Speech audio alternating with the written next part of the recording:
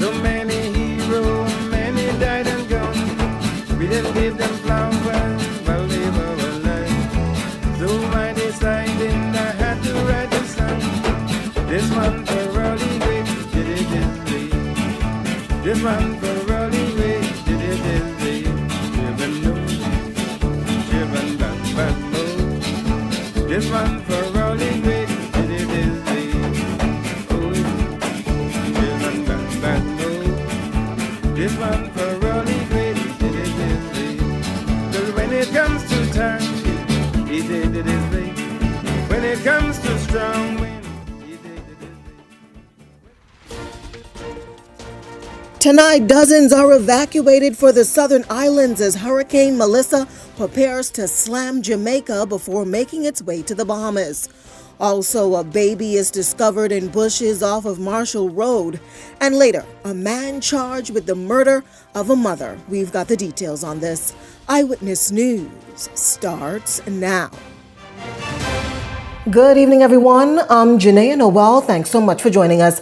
Evacuations taking place across the southeast islands as Hurricane Melissa slowly churns, now sitting near Jamaica as it makes its track north. Residents here at home are bracing for impact. Prime Minister Philip Davis noting the seriousness of the storm, calling on residents not to take it lightly as a multi-agency approach is now being utilized to ensure safety and protection for all. Meantime, all schools and businesses have closed in the southeast Bahamas. Residents in the central Bahamas are also being warned to be guarded. Prime Minister Philip Davis also cautioning the public tonight on the spread of misinformation during this critical time.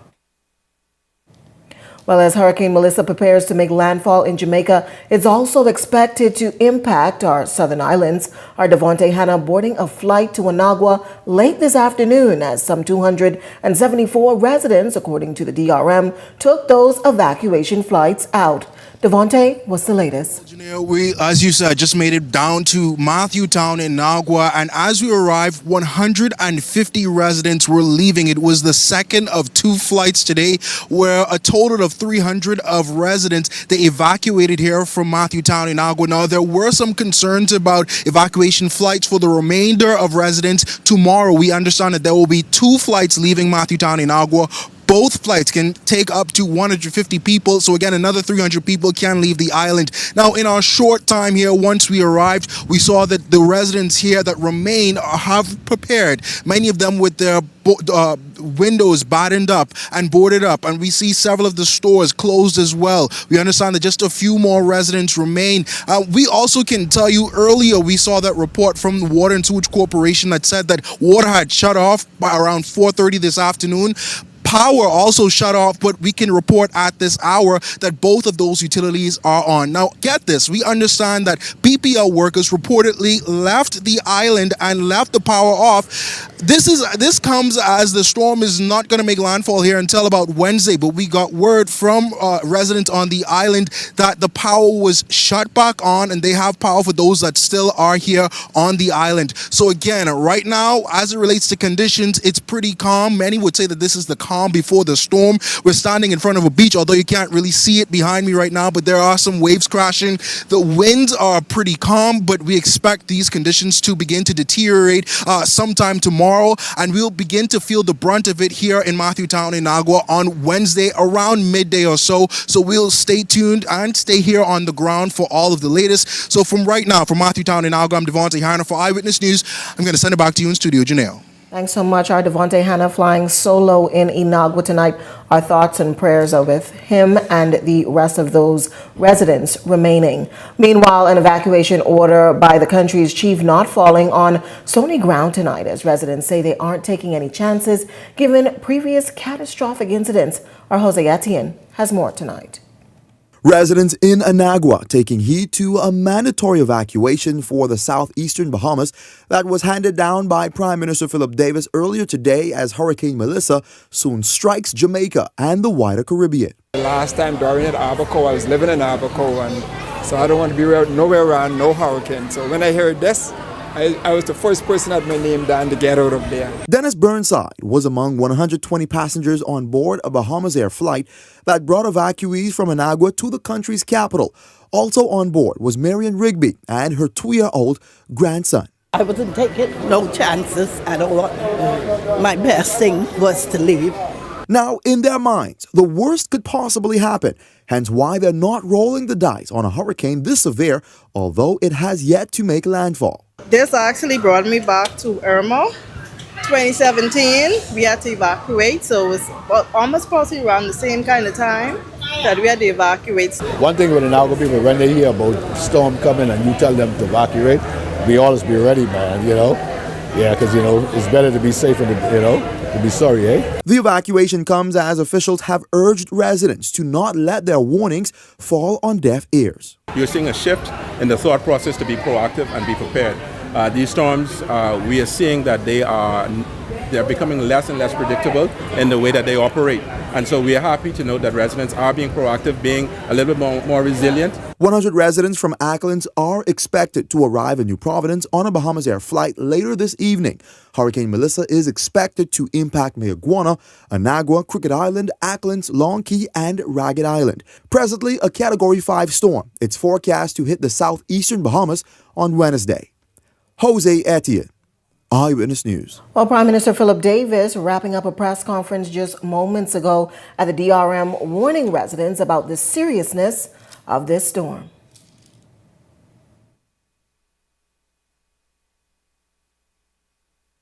Authority is coordinating directly with the Royal Bahamas Defense Force, Royal Bahamas Police Force, Family Island Administrators, Public Hospitals Authority, the Ministry of Works, the Ministry of Social Services, and the Bahamas Power and Light.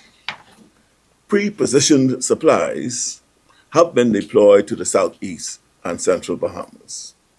Air and maritime assets are in place for transport and evacuation support.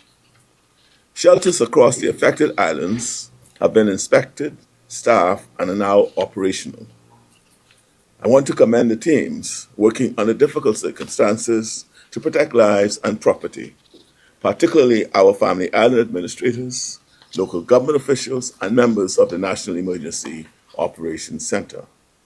I also wish to recognize the National Youth Guard, whose members are actively assisting with shelter operations, logistics, and public safety coordination. Their professionalism reflects the discipline and readiness we expect of national service. To the residents of the Southeast Bahamas, please follow the evacuation orders. Do not wait until conditions worsen. Once the storm begins to impact your area, movement will be restricted and emergency operations will become more difficult.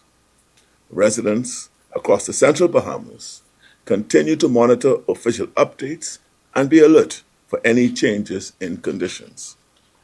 This is the time to secure property, protect essential documents, and ensure family safety plans are in place. The government has taken all necessary steps to ensure that our response is organized, resourced, and effective. However, preparedness at the community and household level remains critical. Well, the Prime Minister also announcing that hurricane shelters have been activated and are open. Those residents evacuated from the southern islands, they're expected, some of them rather, expected to be housed at the Kendall G.L. Isaacs Gym. Meanwhile, as Hurricane Melissa continues to impact Jamaica, Bahamian students on the island are being closely monitored. Alveda Knight, Jamaica's Consul General to the Bahamas, telling Eyewitness News that all Bahamian students in Kingston are safe. She says the University of the West Indies has shelters prepared should evacuations become necessary, and her office has already provided students with essential supplies. Now, Knight also adding that they're still awaiting updates from Bahamian students at the Northern Caribbean University in Mandeville. At this time, the Consul General's office reports that they're keeping track of fewer than 100 Bahamians on the island. Leaving of the island is in a secure, weatherproof package, like a garbage bag, so they've done that. Spoke to them again today. Again, they're still fair to find. No panic. The International Students Department has not alerted me yet to whether or not they will be housing everybody in a shelter, and that shelter would be on campus. They haven't indicated that to me as yet. But so far with the students, they're good. I have some Bahamians who are at a hotel in Montego Bay. They'd come down for a wedding. There are some Bahamians in Trelawney. They have indicated as well that there was a little hiccup with hotel accommodations, but hopefully they will be able to secure them. In fact, I will be students at Northern Caribbean University. Haven't heard from them, which it could be one of two things. Either the communications have been disbanded because the storm is passing, or they are okay. So I'm praying it's the latter. Well, our Delano Roker also catching up with some Bahamians who remain in Jamaica. They're in the country ahead of the storm's passage. He has the latest in this report. As the region prepares for Hurricane Melissa, residents across the Caribbean are on edge. In Jamaica, the atmosphere is currently calm, but there's an eerie sense of anticipation. For Bahamian student Noel Nichols, currently studying in Jamaica. Many of the Bahamians who would have remained in Jamaica are on the University of the West Indies and on the various halls of residence, but some are not on campus. But in Kingston, in the area where I am, we still don't even have a lot of rain or wind as yet. So it's just overcast with a kind of eerie feeling of anticipation. As you would be aware, the storm is moving extremely slowly. And so it's a wait and see sort of posture as we anticipate landfall. Nichols says for her, the decision to remain in Jamaica is based in family. I mean, I'm in a unique position because Jamaica is sort of my second home. My father lives here, and we have property here, and we felt that we were in a safe location, able to weather the storm, and so it was better to be together as a family here. So that would have been my reason. I'm not sure, others who would have stayed, but thankfully the storm is moving more western than it was yesterday. As Caribbean countries brace for possible flooding, some residents near waterways in Jamaica are keeping cautious optimism. We haven't not seen that as yet because we don't have that much rain. Little drizzle live near the river, the Ryakova River, but it's still in the bays, haven't been raised up or nothing as yet. But while some areas in Jamaica are fortunate to avoid flooding, experts are warning of possible impacts in the Bahamas. Meteorologist Giselle Mather says, for the southern Bahamas, the likelihood of flooding is increased. On its current track, we're looking at islands around Auckland and Crooked Island area. The center of the storm could possibly move around those islands or through those islands.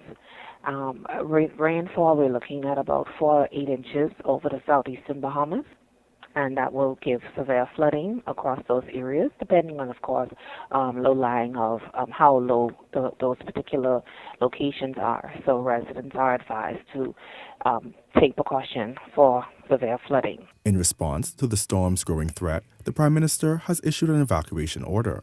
As Hurricane Melissa moves closer, island administrators say residents are keeping an eye on the hurricane. All persons in Maguana are presently securing their personal property. There are some persons who are still watching the storm and want to be so guided. So there are a few who are continuing to watch the storm and has not come to a decisive decision as yet. We touch base with the elderly on the island and inform them about what is happening, and we will do another drive around, see how they are in preparation if the need be for them to evacuate. Delano Roker, Eyewitness News. On to some other news tonight. A shocking discovery made early this morning, leaving questions on why a mother would abandon her newborn baby, leaving it in bushes in the Marshall Road area. Thankfully, a passerby approached and was able to rescue the child before it was too late. And I just saw the baby humped over in the bush, had flies on it. The rain came down the same time, so the baby was continuing to cry. It was those piercing cries from a newborn that prompted Nacharo Gator, who was doing his usual morning exercise, to act quickly. The discovery of an infant in a swampy area on Marshall Road, an image he says he won't soon forget. The umbilical cord was around the baby's neck, but the baby was in good health. No issues. The first thing I did was started to pray, even while I was calling the authorities, I was praying for that baby to live. An ambulance rushing to the scene to render care, transporting that baby boy to hospital as police conducted their initial investigations. Fresh tire markings, possibly clues, and indiscriminate dumping littered the area along with stray animals. Police revealing the alleged act is punishable by law. At this time, we can't say exactly what the situation is until we do our investigation, and then we could look at the charges on a situation like this. But definitely, this is against the law, and it's something that we will definitely enforce. Chief Superintendent Darren Nixon, who heads the Carmichael Road Division, also revealing that CCTV would be used to assist in the investigation. Meantime, MP for Southern Shores Leroy Major also on scene, alleging that the mother could be troubled as well. This just could be the beginning of what she's going through. We'll never know what will be the end. Normally in situations like this, the mother might even commit suicide. And these are the things that we have to reach out to her and find out who she is and find out how much the authority could help her. That concern also shared by Nixon, who's appealing for the mother to come forward. She needs to know that there's help for this, and we're not blaming her. And we hope that she would come forward to us and let us know that it is her child. And while Gator is considered a hero for his efforts, he too is hoping for help and thanking God that the child's life was spared. Your last, don't put the baby in the bush. That's a life. That's a life. Well, on to news from the courts tonight. A man accused of murdering his pregnant mistress. He faced charges today. Our Lyndon Ritchie Jr. has the details.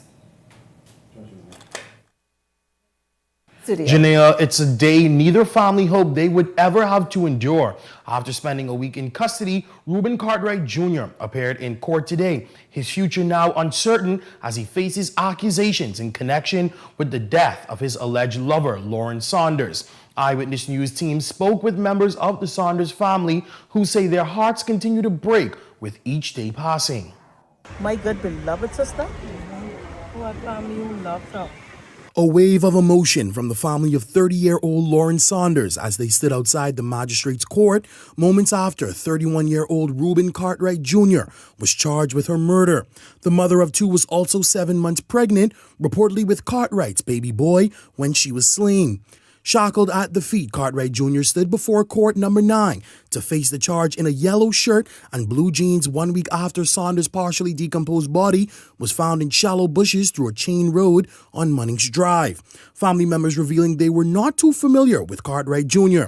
The victim's sister, Charmaine Edgecombe, recalled that she had only seen the accused twice on a video call and photo. She expressed that she never thought he would allegedly end her sister's life. The family also taking grave exception to the fact that the law only allows Cartwright Jr. to be charged with 1 count of murder. That baby is done develop a whole innocent child. Relatives of Cartwright Jr. also filled the court as he was not required to enter a plea due to the nature of the charge. Chief Magistrate Roberto Reckley allowed the accused to quickly speak with his family. Once they sat on the bench, a woman could be heard telling Cartwright, quote, "Do not cry," as he hung his head low. Edgecombe, not holding back, noting that moment in the courtroom was the hardest to stomach. Any family in there consoling them, but, oh, don't cry, don't cry, don't cry. How you think we feel? We feel hard. Our sister's gone. As the wheels of justice begin to turn, Lauren's family says while the feeling of grief may burden them, the fight to justice will prevail. There's a hole in our heart. You know, I cry in daily. Sometimes I'm normal, sometimes I ain't normal. People calling me, texting me. I gotta be there for our children. I gotta be strong for my family. Now, Janea, the matter will proceed by way of a voluntary bill of indictment expected to be served on January 22nd, 2026. If Cartwright Jr. wants to apply for bail, he will have to through the Supreme Court. Until then, Cartwright Jr. will be housed at the Bahamas Department of Corrections. Rizard Humes and Levon Johnson represents the accused and Inspector Dion Barr for the prosecution. For now, it's a story we are continuing to follow, but reporting live in studio, I'm Linton Ritchie Jr. sending it back to you at the desk, Janelle. Thanks so much for that report, Linton. Well, as we reported earlier, a newborn baby boy found alive and abandoned off of Marshall Road is prompting public debate on mother support and the potential introduction introduction of safe surrender baby box options here in the Bahamas. Eyewitness News turning to social media with the question, do you think the Bahamas should introduce safe haven or baby box laws allowing mothers to safely surrender infants without facing charges? 97% of participants voting yes tonight, while 2% voting no, 1% voting that you were not sure. Be sure to continue to participate in our daily digital polls as your voice matters. On to some other news from the courts tonight. A Supreme Court judge's concern is casting a shadow of a doubt on a high-profile corruption case, leaving many to question if this case could collapse even while the trial has yet to begin. Jose Etienne now joining me live in studio to discuss the latest. Jose? Well, Janea, Justice Dale Fitzpatrick questioned prosecutors' ability to prove forward a corruption case against former Police Chief Superintendent Michael Johnson, noted attorney Bajon Ferguson, and Sergeant D'Angelo Roll. This after a forensic speech analysis was unable to link them to a series of viral audio recordings which incriminated the accused men. The recordings are central to the prosecution's case as it captures an alleged financial quid pro quo arrangement between Johnson, Michael Fox Jr., an alleged gang leader and suspect in a $1 million heist, and Ferguson, who is alleged to be Fox's attorney. It's also alleged that Johnson and Ferguson were soliciting bribe payments to clear Fox and another suspect of any wrongdoing stemming from that major theft crime. Those recordings, along with known voice samples from the accused, were sent to Soundscape Voice Evidence based at Lancaster University for analysis. While an official from that company could not match the known voice samples to the recordings, she did say that the recordings were not generated by artificial intelligence. Now, that seems to be a point prosecutors are leaning on, but Fitzpatrick still expressed concerns on the strength of their case. Now, Janea, I spoke with some attorneys today who argue that Fitzpatrick was out of line for making such strong comments. They say it's a direct hit on impartiality in the courtroom. Legal minds also say his comments could force the prosecution to consider entering a nolle prosequi. We're also advised that once a trial begins, the defense could pursue a no-case submission based on the tone of that case management. Eyewitness News understands more evidence will be presented in a matter that has at the center of it corruption claims against law enforcement and an attorney, 3 brutally murdered suspects, and the remaining suspect who is the prosecution's witness. This is a story we will continue to follow. For now, back to you, Janelle. Thanks so much, our Jose Etienne, live in studio tonight. Well, as authorities investigate the country's latest murder, which unfolded on Arawak Key, the Commissioner of Police, Shanton Knowles, also cautioning the public tonight on capturing and circulating video footage of heinous acts. While the murder was not captured on camera, alleged events leading up to that fatal shooting were. This as a group of young men can be seen beating on one another. Knowles emphasizing to the public to remember family members of individuals who are seen in such sensitive acts. Well, certainly I do believe that somehow it will affect our investigations as we are trying to gather evidence in these matters. But I think what we need to remind the public is that there are families who are grieving, and it's certainly distasteful for you to circulate someone in a vulnerable state like that. Knowles acknowledging tonight that while some videos may be too gruesome to watch, it's a tool investigators are using to piece together a number of criminal acts. And so we try to encourage members of the public not to record. However, at some points, their recording help us to investigate these matters. But sharing these horrific videos certainly hurts the family more than it hurts our investigations. Well, with the political temperature heating up, the Progressive Liberal Party hitting the ground once again for its 4th edition of its Link Up event, said to be the final for the year and the final before the party also heads to a by-election. Now they're in the Southwest area. Supporters are now gathering at the Golden Gates Assembly Park. Delano Roker is on the ground with the latest on this. Delano?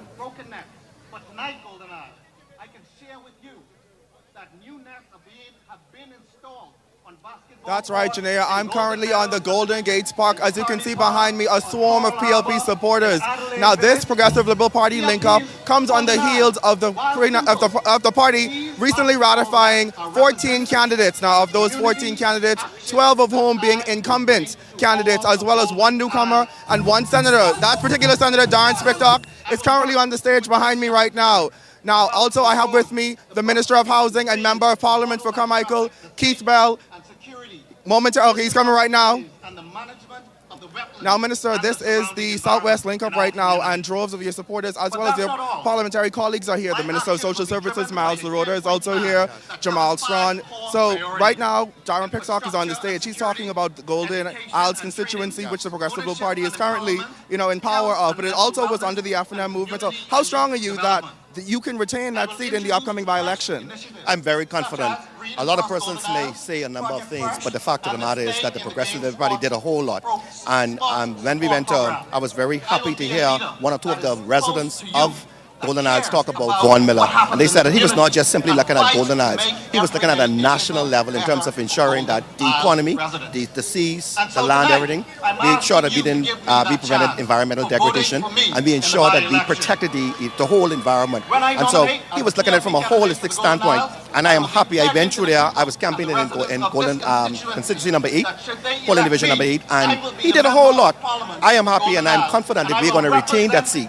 As a matter of fact, I am a resident of Golden Isles, and I am happy to know that we have had a good leadership. We had a good resident in the place of our Member of Parliament, and now we have Darren Spicktock, who I know personally, and I'm sure he's going to do a very good job. Now, we're also neighboring away from New York constituency, so let's just talk about some of the plans you have in. You were recently ratified. You're going back in for that second battle for your seat. So tell us about how that process is looking for you right now. Well, not only in Golden Isles, but in Carmichael, I always say measures by our actions, not by our words. And so in Carmichael, we're building the government's newest subdivision. And if you go through Vince Pin Road right now, you will see houses already coming out of the ground. Roofs are on, windows are in, and in the next month or two, persons will be moving in there. Another major challenge is the Bel Air community with the flooding. We have created a retention pond. I'm working with the Ministry of Works to ensure that we're able to put pumping stations in there to ensure that we alleviate the flooding so that residents don't have to continuously go through flooding of their homes. Thank you so much, Minister. You can hear it here first, Janaea. The crowd is lively. The music is loud. I'm currently on the grounds of the Golden Gate Southwest PLP link-up. Sending it back to you at the desk. Reporting live, I'm Delano Roker. Thanks so much, Delano, with that political coverage there tonight.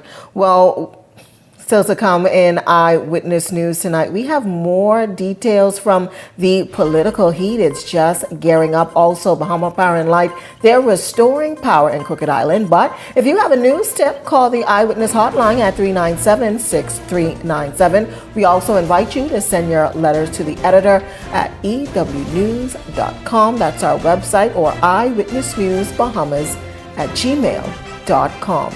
We'll be back right after this break. Hello, bonjour, hola, hello, ciao. No matter where your passport takes you, BTC roaming keeps you effortlessly connected. Enjoy seamless calls, lightning-fast data, and affordable roaming across the globe. No SIM swaps, no stress. Just one network, working everywhere. So go ahead, explore the world, and still be just a call away from home. The last eclipse of our galaxy. Scientists are gathered here today to witness this extraordinary event. Simply marvelous, extraordinary, unforgettable, one of a kind. Oh man, that's amazing. You can't ignore the craving that makes everything crunch. The new crispy barbecue bacon sandwich with barbecue sauce, cheddar, bacon, crispy onions, and an extra large chicken fillet. KFC, it's finger licking good. Looking for insurance that fits your lifestyle and your budget? At Star General Insurance, we've got you covered. Whether it's motor insurance with flexible options for third-party liability and comprehensive coverage, or commercial insurance products that protect your business, we have choices you can afford. Own a home or renting? Our home insurance products have just what you need. And for the adventurers out there, we offer marine insurance too. Visit our website or social media pages for contact information and quotes. Star General, insurance made simple. Are you searching for something new? Something exciting? Your dream job in paradise? Well, look no further. Royal Beach Club Paradise Island is hiring. Join a dynamic group of passionate hospitality professionals, craft unforgettable moments, and thrive in a vibrant, welcoming atmosphere. Play your part in shaping the future of our team while growing your own career every day. Bring your energy, your passion, and your creativity to a workplace that's as dynamic and fun as you are. At Royal Beach Club Paradise Island, the opportunities don't just exist. They're limitless. So are you ready to find your perfect fit? Visit Royal Beach Club at paradiseisland.com/career today and step into a world of exciting possibilities.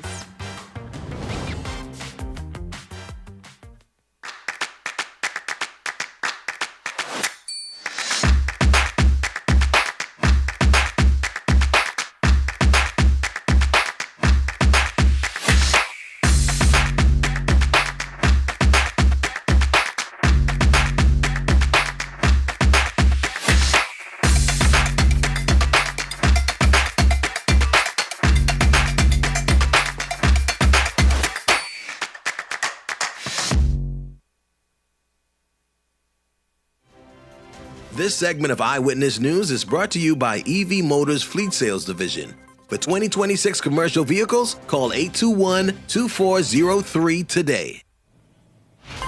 Welcome back. Here's a look at your Eyewitness News gas tracker at Esso and Rubis, $5.48. You're getting the highest tonight at Shell, $5.55. Welcome back. You're watching Eyewitness News. The political heat is rising in Golden Isles tonight as the PLP fights to hold its ground and the Free National Movement launches a fierce push to flip the seat. With the by-election just weeks ahead, both sides are pulling out all the stops. Our Lyndon Ritchie Jr. has the latest tonight. Are you ready to win? Ready to hit the ground running? We are concerned. Supporters of both the Progressive Liberal Party and the Free National Movement turned out in full force this weekend, lining the streets outside their respective Golden Isles campaign headquarters. It's a clear sign that the race to the polls is now underway. PLP candidate Senator Darren Pickstock and F&M candidate Brian Brown both say they are confident as they prepare to make their debut on the front line of electoral politics. We are going to win. By the grace of God, we are going to win this seat. We are knocking on every door, hearing the concerns, and we are listening. We in the Free National Movement, we work for you. Campaign teams wearing red and gold move door to door throughout the southwestern constituency. They encourage voter registration and listen to the concerns of residents. Brown says if he is elected, quality of life issues will be his first priority. Bad road infrastructure, the water is bad, the parks are not taken care of. Burning of the coal. With the seat left vacant following the passing of PLP Member of Parliament Vaughn Miller, Pickstock says his focus is to continue the work that was started. We have started paving on Spikenard Road. We moved on to Harmony Street. We have paved Unison Road. And we are moving further west. Parliamentary registration officials confirmed the voter registry for Golden Isles is now closed. More than 7,000 voters are expected to cast their ballots in the by-election set for November 24th. Linton Ritchie Jr., Eyewitness News. Well, as the countdown continues to nomination day for the upcoming Golden Isles by-election, all eyes are on which names will officially appear on the ballot, representing the PLP, the Free National Movement, the Coalition of Independents, and any independent hopeful seeking to contest the seat. Parliamentary Commissioner Harrison Thompson says the process to becoming a nominated candidate starts with one fundamental requirement: you must be a Bahamian citizen.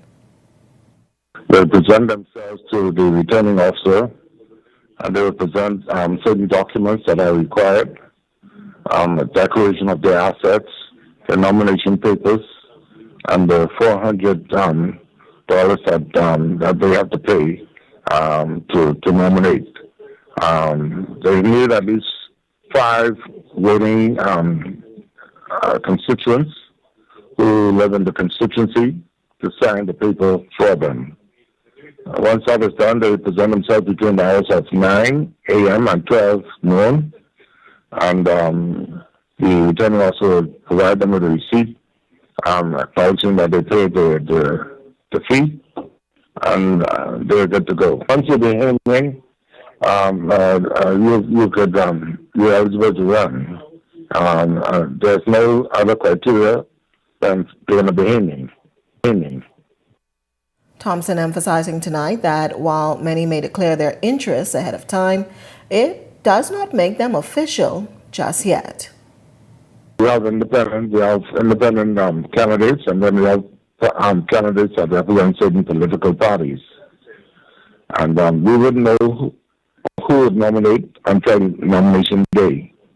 Because although we have established political parties, then there are some who, just on nomination day, you find out that they are a political party, and they come and they nominate the candidates. Once they officially decide to be the candidate and they nominate, then they have a duty to try to convince the constituents to vote for them. From my perspective, once we get the nomination papers, we then have to print the ballots. We have to make sure we have the ballots clear, and that's our major issue, because all the other factors, all the other equipment, all the other materials that we need are in place. So once they nominate, then the final piece of the puzzle will be to get the ballots printed and ready for election day. Well, the Coalition of Independents ratifying two of just a few candidates left to complete their election 2026 ticket. The candidates for the Fox Hill constituency, currently represented by Minister of Foreign Affairs Fred Mitchell, and the Nassau Village constituency, represented by Jamal Strawn. In the Nassau Village constituency, the COI's new candidate is Stephen McQueen. He will battle Strawn and the Free National Movement's pick for that constituency. McQueen, during the party's ratification process on Sunday evening, insisted that he's the man for the job, making this plea to residents in the area. Takes a village. By profession, I'm a teacher. By calling, I'm a minister of the gospel of Christ. To the people of Nassau Village, I live where you live. I know that the struggle is real. I know this. Because of this, I speak to you, thanking you for welcoming me into your homes, into your hearts. Thank you so much. Together tonight, we stand and declare, because our community, as you know and I know, have for too long been overlooked and underserved. Tonight, we stand and declare no more. Well, the party's candidate for Fox Hill, Robert Brown, some might say has an interesting race ahead of him, battling incumbent Fred Mitchell, and the Free National Movement's pick Dr. Nicholas Fox for that constituency. According to Brown, over the next 60 days, the party will unveil its point plan for the area. Brown revealing one of those initiatives last evening, a scholarship fund. These programs can be merit-based programs, need-based programs, government-funded, targeting various educational levels and fields of study. These programs are awarded to students with exceptional academic achievement, such as high GPA honors. Need-based scholarship is provided to students who demonstrate financial hardship and need. Special programs targeting Pacific students, groups, or fields of study, such as those for students with disabilities or with technical education in the field that support national development goals. Still to come in Eyewitness News tonight, some culture and entertainment. Bahamas wrapping up its culinary and arts festival over the weekend. We've got the details right after this break. But first, here's a check on tonight's weather forecast.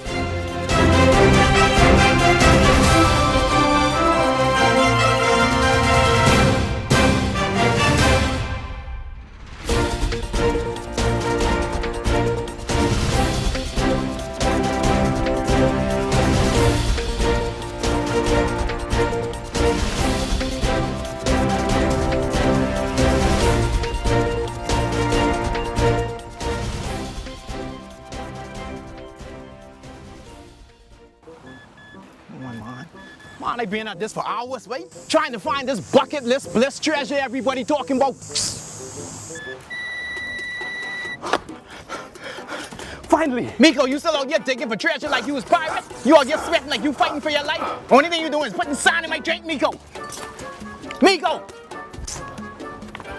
Good news! You don't have to dig for this treasure. Just apply and get approved for a BOB loan or credit card, and you're in to win a trip of a lifetime. Plus other great prizes like water park passes, restaurant vouchers, and VIP movie tickets. Get approved and you could be living large in Las Vegas, striking a pose in Paris, catching a cab in New York, twisted spaghetti in Rome, looking royal in London, or shopping in Panama. X marks the spot, and it's right here at BOB.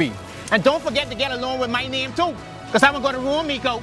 Apply today for a BOB loan or Visa credit card. Win the trip of a lifetime, plus weekly prizes. Email loans@bankbahamas.com.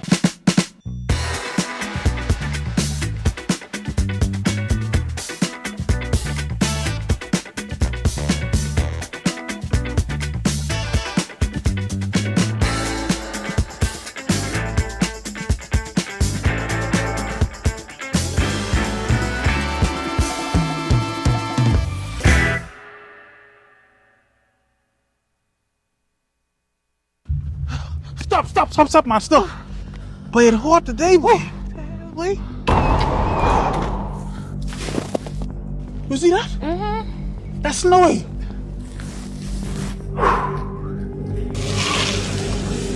I can cool off, man. Where you going? Get back here. Don't go in there. I get inside there. I can cook whatever you want tonight. Where you going? You can do what? I can cook whatever tonight. I forget you can't cook.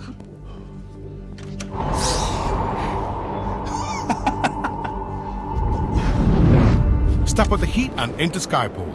Expert installation, cool comfort, and reliable service. Brought to you by Discount AC and Supplies. Your one-stop shop for top-tier AC units.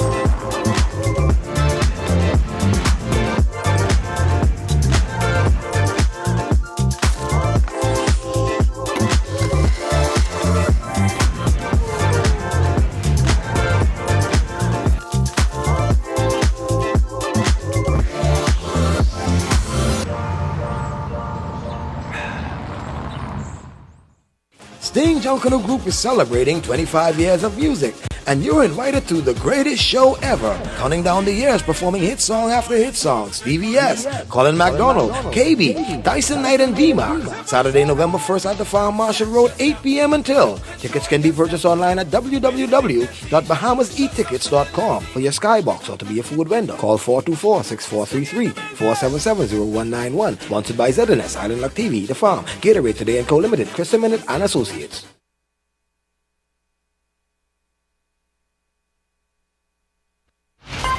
You're watching Eyewitness News.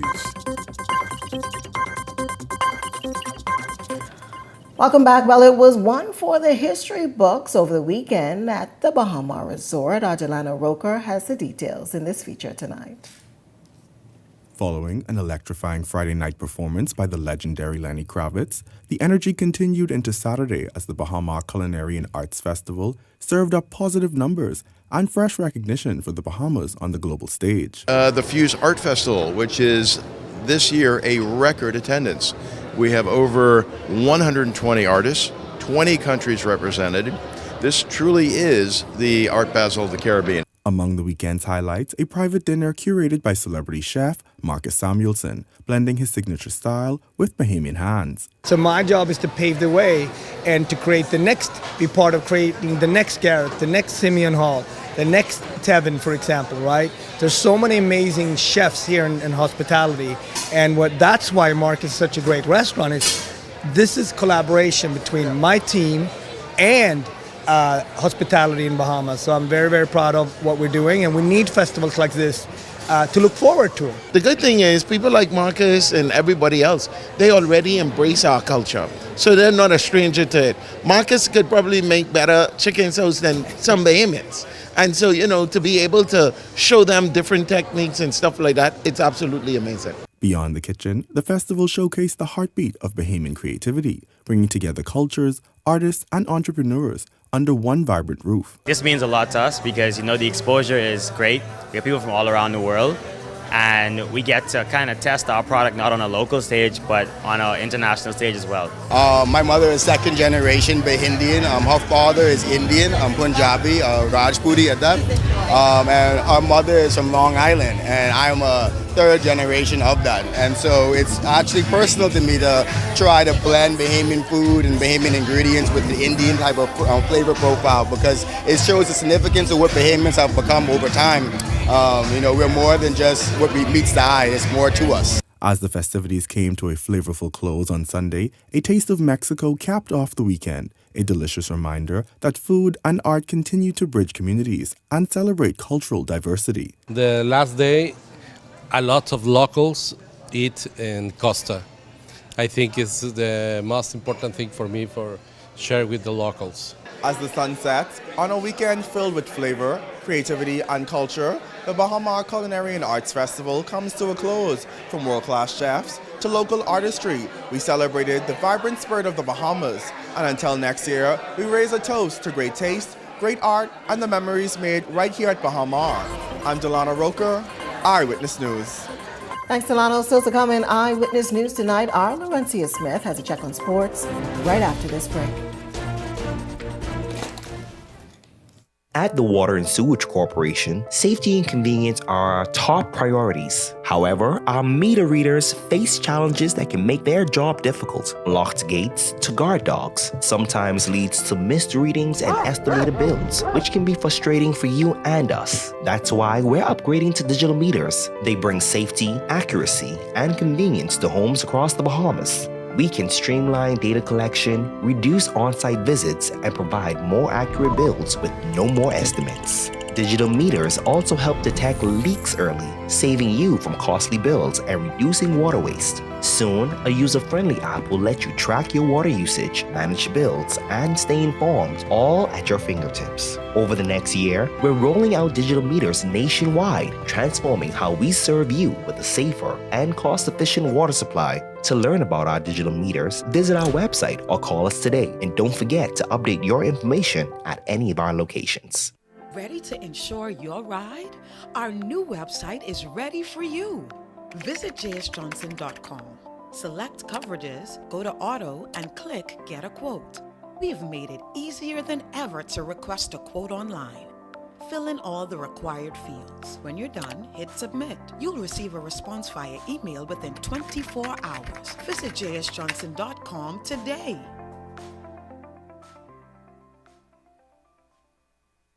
Halloween is near, and so is a super value or quality supermarkets with spooky good specials like Cardinal Evaporated Milk, 13 ounces, $1.09. First Choice Sugar, 4 pounds, $2.59. Quaker Oats, assorted 18 ounces, $3.99. Seedless watermelons, $6.99 each. Whole chickens, $1.99 per pound. No tricks, but definitely treats when you shop the specials at Super Value and Quality supermarkets. Things may be tough, but Wendy's got you covered. Grab a day single or chicken sandwich with a junior fries and 16-ounce beverage for just $6.95. Why choose less from the other guys when you can get more? At Wendy's, we're providing bigger bites and better deals. So purchase your Tings Tough Value Meal today. Now available at all locations excluding the airport and food truck. Pain hits fast, so get relief fast. Only Tylenol Rapid Release Gels have laser-drilled holes. They release medicine fast for fast pain relief. And now, get Max Strength Topical Pain Relief precisely where you need it with Tylenol Precise. I can clean your teeth, but I can't wash your whole mouth. Yes, we're toothbrushes, not mouth brushes. Listerine works with brushing to deliver 5 times more cleaning power, plus it contains clinically proven essential oils. For whole mouth health, Listerine. Wash your mouth. Come and visit us at Shop Smart, 'cause everything is here. Yes, Yes, we have it all for you. Toys, clothing, office supplies, appliances, custom cut blinds, bedding, drapes, and rugs. Come and visit us on Mackey Street, 2 blocks down from Wolf Road. Call us at 698-1052. Shop Smart, and Shop Smart, and Shop Smart. Oh, everything is here.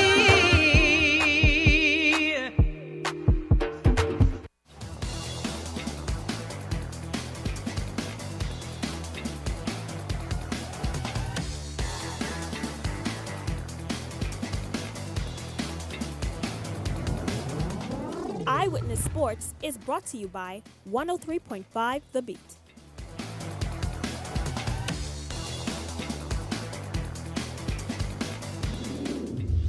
Good evening and welcome to another edition of Eyewitness Sports. I'm Laurencia Smith. Thanks for joining us.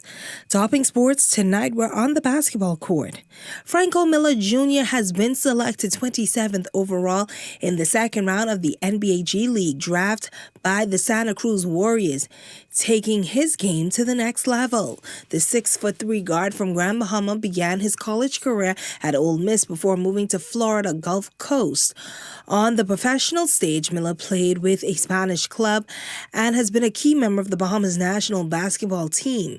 He helped the team to score a historic upset against Argentina during the 2024 Olympic pre-qualifier tournament, and during the 2025 FIBA AmeriCup qualifier, he averaged 15 points, 3.5 rebounds, and 4.5 assists over 2 games. Congratulations, Franco, from all of us here at Eyewitness Sports. On to news from the track. Bahamian track star Jemiah Nabi has made another move, signing a name, image, and likeness deal with global sports brand Puma.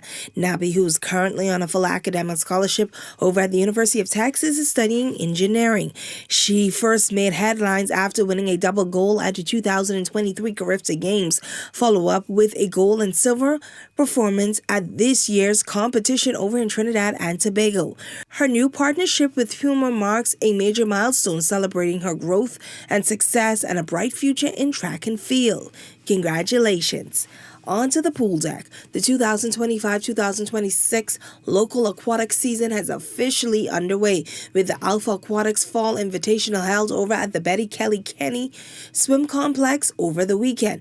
Mako Aquatics Club, the reigning national champions, picked up right where they left off, dominating the competition with a total of 1,157 points. Blue Waves collected 56 medals, while the Beast Aquatics ended the meet with 30 medals, including 15 gold. Well, congratulations to all of our young swimmers. Well, that's what's making sports at this hour. I'm Laurencia Smith. Stay tuned for more news on the other side of the break.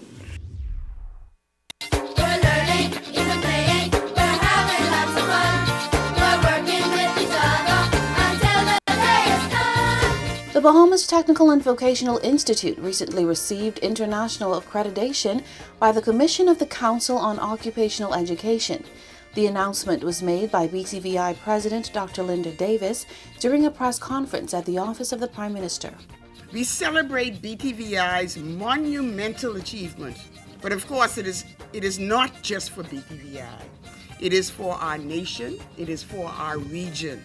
It firmly establishes BTVI all 7 locations. Hello? Yeah. All 7 locations. Not just New Providence. New Providence, Grand Bahama, Abaco, Eleuthera, Exuma, North Andros, and Moores Island. Yeah. Reaffirming the government's commitment to TVET, Education Minister Glenys Hannah Martin says the accreditation of BTVI is a cornerstone in our national strategy. It assures every Bahamian who chooses a technical or vocational path that they are investing in an education of the highest caliber and a stake in this economy. I reaffirm our government's unwavering support for BTVI and for the entire TVET sector. We will continue to create policies, provide resources, and foster partnerships that support this critical mission. This international accreditation symbolizes quality, integrity, and continuous improvement. I gotta underscore that, because we have not arrived. We have just begun this journey. This victory, this moment, belongs to us all as a team. And on that note, this is Ed Talk.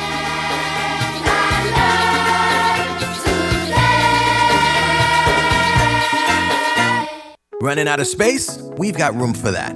Welcome to Skyline Storage, your trusted self-storage solution. Skyline Storage offers units from 5x10 to 10x30, climate-controlled or standard dry. Perfect for home or business. Located in Westfield Commerce Park, Western New Providence. Your belongings stay safe with gated access and 24/7 surveillance starting at $175 a month. Reserve, pay, and move in online. No phone calls, no paperwork. Visit SkylineStorage.com. Skyline Storage. Storage made simple.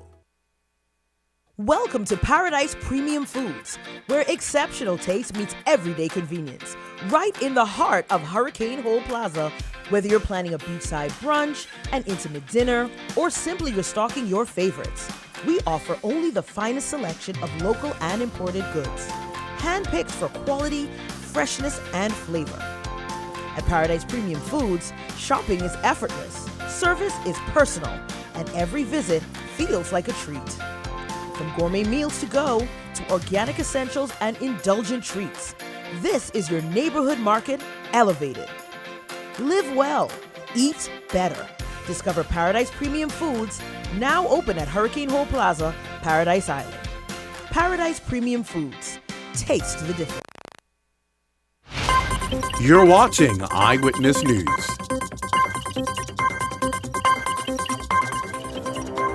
Well, that wraps up news at this hour. Be sure to continue to tune into our social media pages for more live updates on Hurricane Melissa.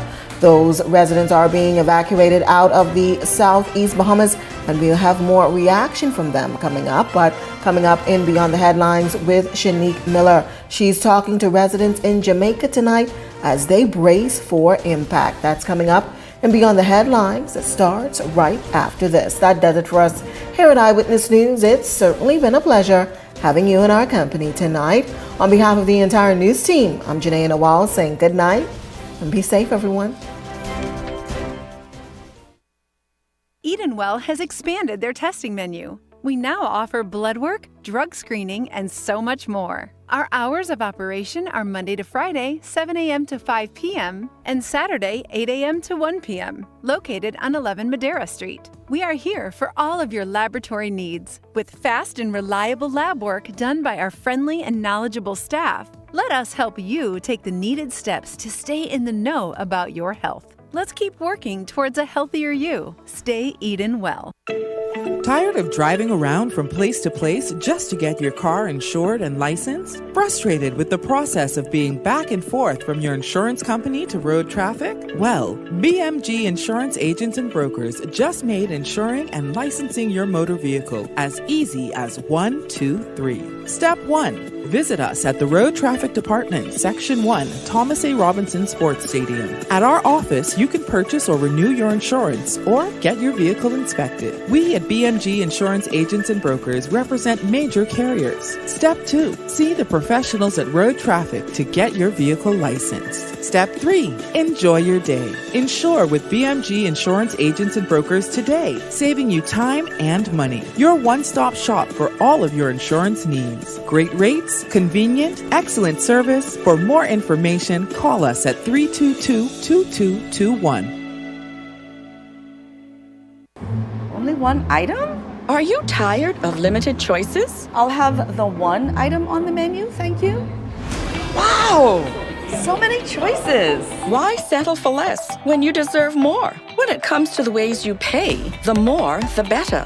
With a variety of payment options available, you can enjoy the freedom to choose what works best for you. Choose freedom. Choose flexibility. Choose from the full menu of payment options. The future of pay is digital.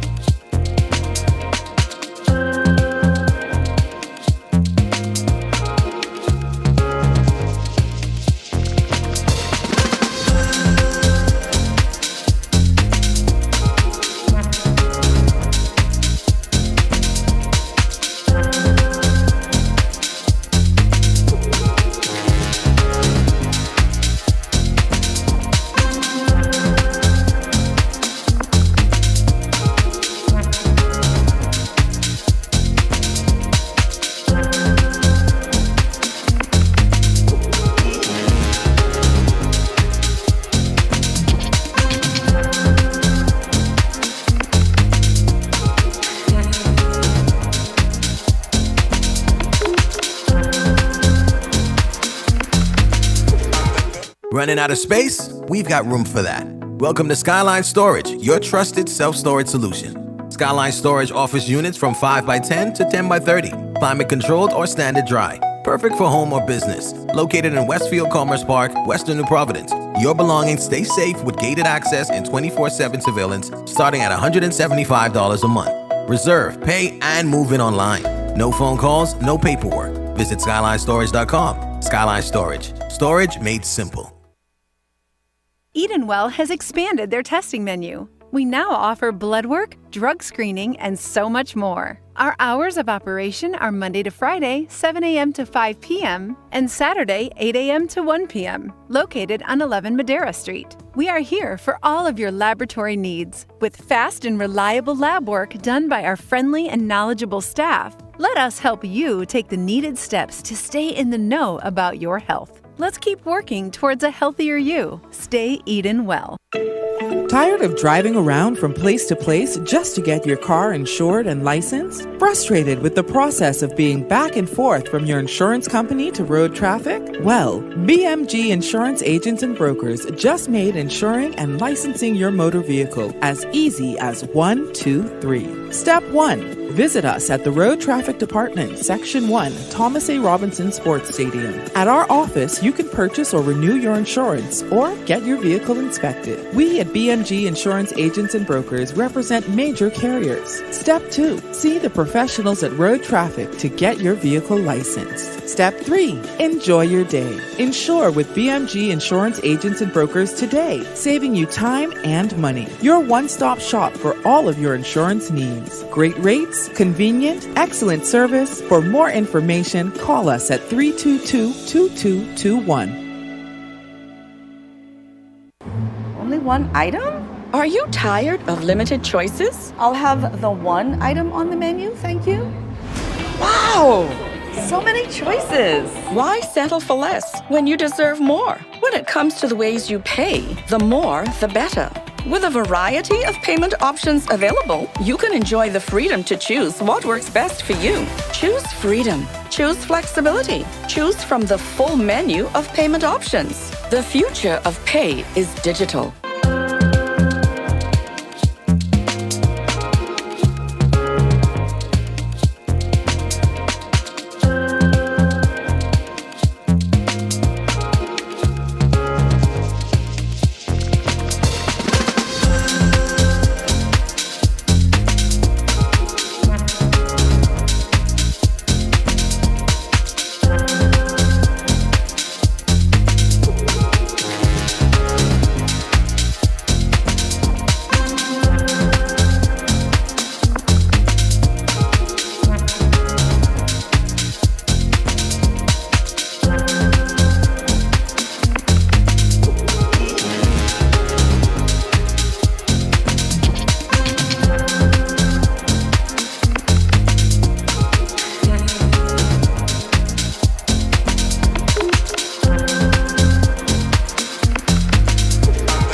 Running out of space? We've got room for that.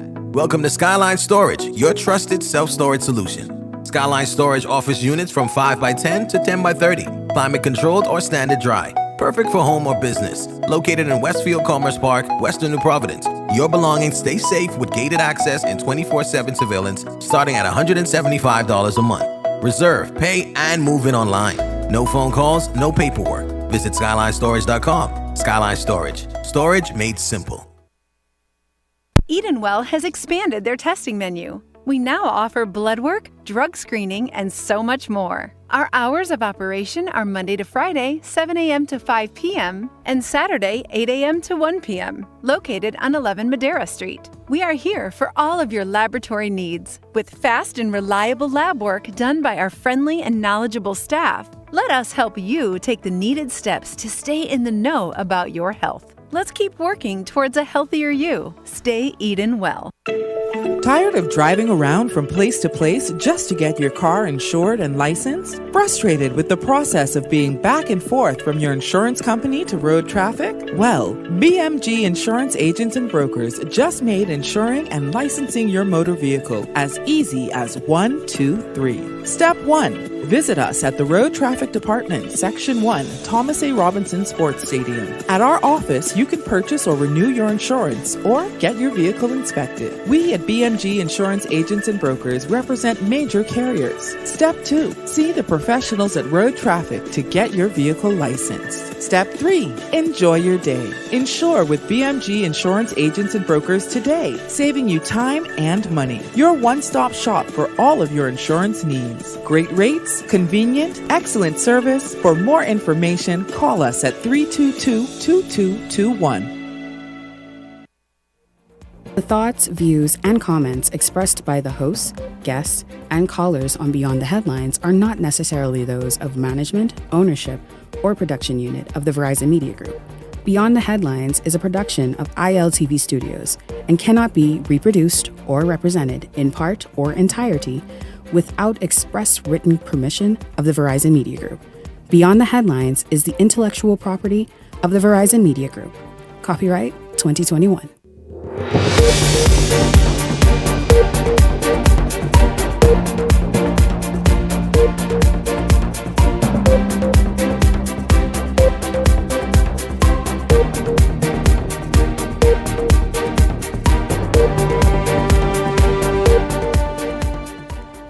Coming up tonight, evacuations taking place across the Southeast Islands as Hurricane Melissa slowly closes in on Jamaica. Here in the Bahamas, residents taking heed to a call to leave their homes days ahead of expected impact. We're live in Jamaica tonight. Also tonight, those hundreds of residents left the southern Bahamas this afternoon. The government says they're taking no chances. The question, though, is the government footing the bill for their accommodations? Also tonight, after the very expensive and frightening lesson of Dorian, how prepared is the Bahamas to handle a storm of this magnitude? Well, also a little bit later, while both political parties are on the ground this weekend, you perhaps have seen images and videos, speaking of Golden Isles, both getting their engines warmed up ahead of the November by-election. It's all straight ahead for you this evening. This is Beyond the Headlines. Good evening. I'm Shanique Miller. It's great to have you along this evening. Well, Jamaica is bracing for the full force of the strongest hurricane to make landfall on that nation. Already we've seen images of storm surge, flooding, downed trees, and more. We're going to get right into it this evening. Joining me to talk about weather conditions right now on the island is Patrice Gilpin in the St. Andrews Parish. Good evening to you, Patrice. Thank you very much for joining me. Welcome to Beyond the Headlines. Hi, Shanique. Thank you so much for having me this evening. Wonderful. Hello, Patrice. I can now see you. Well, Patrice, let's just talk about how are you and the St. Andrews Red Hills community feeling right now, knowing that a Category 5 hurricane is creeping, and I use creeping intentionally because how slow it's moving, and then the forecast modules that have it just sitting over Jamaica. How prepared are you all? Are you anxious? Are you calm? Nervous? You know, Shanique, there is a soberness that's in Jamaica right now, a soberness in St. Andrew where I live, a soberness right across the island because, as you mentioned, this storm is creeping, going 3 miles per hour. So usually, you know, we can prepare for the winds, we can prepare for the rains. Right now, we're preparing for that, plus the length of time that we anticipate that it's going to be over us. And that brings up a lot of concerns. A lot of persons are concerned about flooding. A lot of persons are concerned about landslides. A lot of persons who live on the coast are concerned about the surge. You know, Jamaica has been getting a lot of rains in the last few weeks, consistent rains. And what we are seeing projected through Hurricane Melissa right now could mean danger in a lot of ways because the soil is saturated.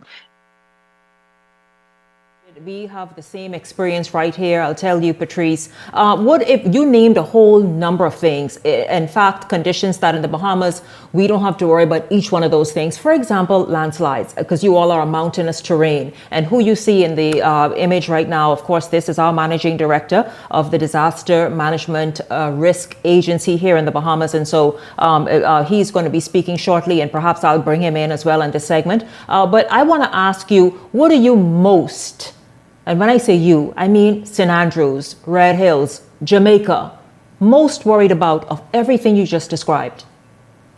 You know, we have, I think every household has prepared as best as they can, and we're preparing for the worst and we're hoping for the best. We're most worried about how long the system stays, what it does to our infrastructure. We're worried about losing electricity. We're worried about losing connection, losing water. We're worried about how long those services will take to be reconnected. I must say that our government and our Office of Disaster Preparedness and Emergency Management and the official organizations, they have been quite helpful in keeping us aware. We have twice a day press conferences. We have emails coming in to our personal accounts. We have text messages. We have notifications. We have tips coming in from our power companies. So there isn't a gap in information. There isn't a gap in what to do. I think the worry comes in is, have we done enough? And we'll never know because this is a category 5. We've never experienced this before. And so we really we hope. We sit, we wait, and we hope. And I think the waiting has been the hardest part. A lot of us, we've been preparing for Hurricane Melissa since Thursday of last week. We're now into Monday, and the waiting is definitely the hardest part. That you are an executive at a local resort there. I'll ask you about preparedness on that end and have the guests left. But you saw in the video, in the frame, Aaron Sargent, who is the managing director of the DRM here in the Bahamas. You heard Patrice, and I've seen it myself. I've watched it play out as well every day. You heard Patrice, Aaron, talk about the fact that their government, the Holness administration, has had up to 2 live news conferences daily since last week, getting Jamaicans prepared. That communication is very important, isn't it? Yes, it is. It is, Shanique. Communication is one of the tools that you use to ensure that the residents of your country are well prepared. I know we've taken a page out of my counterpart's book in ODPEM, Director General Richard Johnson. We've met several times interestingly, when the act was being about to be enacted, we visited ODPEM for a study tour in Jamaica. We are very similar in terms of legislative backing and framework. And so, yes, keeping communities aware is one of the tools in our toolbox to ensure that readiness is at the fingertips of each resident. Yes, absolutely. Patrice, I know that you all are sort of one land mass. We'll talk about what we've done here in the Bahamas in a bit, but has there been calls for evacuation? I saw on I think it may have been Fox News, because as you can imagine, each network is covering this, because this is a storm like Dorian, just very, very dangerous storm. And it showed that many people were stuck at Airbnbs or weren't able to get out in enough time. The resort that you work in, you don't have to call the name, you're an executive there. Have you all been able to get everybody out, or what's the contingency plans there? We are definitely fully focused on the safety and the well-being of the guests and the team members. And for guests who would have requested to leave, we have definitely facilitated that. Each property has and follows strict, detailed, time-tested protocols in terms of how to respond by very trained teams to respond calmly and definitely effectively as the situation evolves. So on resorts, team members and guests are being carefully cared for, professionally cared for, and all systems are in place to just make things as comfortable as possible and respond to the needs as they arise. And of course, anticipate those needs. Yes, I've been watching some personal lives. Of course, I've been watching the official lives from the Office of the Prime Minister, network news as well from the United States, and seeing many images, of course, of the weather picking up and then the lull. What are weather conditions like right now? You're in St. Andrews, but what's happening? What are you hearing around you and elsewhere? So right now we have light rains in Kingston and St. Andrew. I'll say light to moderate rains, light wind. It has definitely increased since this morning. This morning it was very, very minimal, but we can definitely feel something happening. As I would have mentioned earlier, there is a soberness. There is a level of anxiety that is here. There is a quiet that roams the streets of Jamaica, and that's not normal for us as a culture, as a country, right? And so I think that we are taking this very seriously. People are evacuating, or official organizations are asking people to evacuate. I've seen content on social media of people doing everything that they can to buckle down their vehicles, their homes, their business places, their infrastructure, their investment. Homes are being reinforced in so many ways. So we are taking this seriously. And I think where we are right now is just hoping for the best while we prepared for the worst.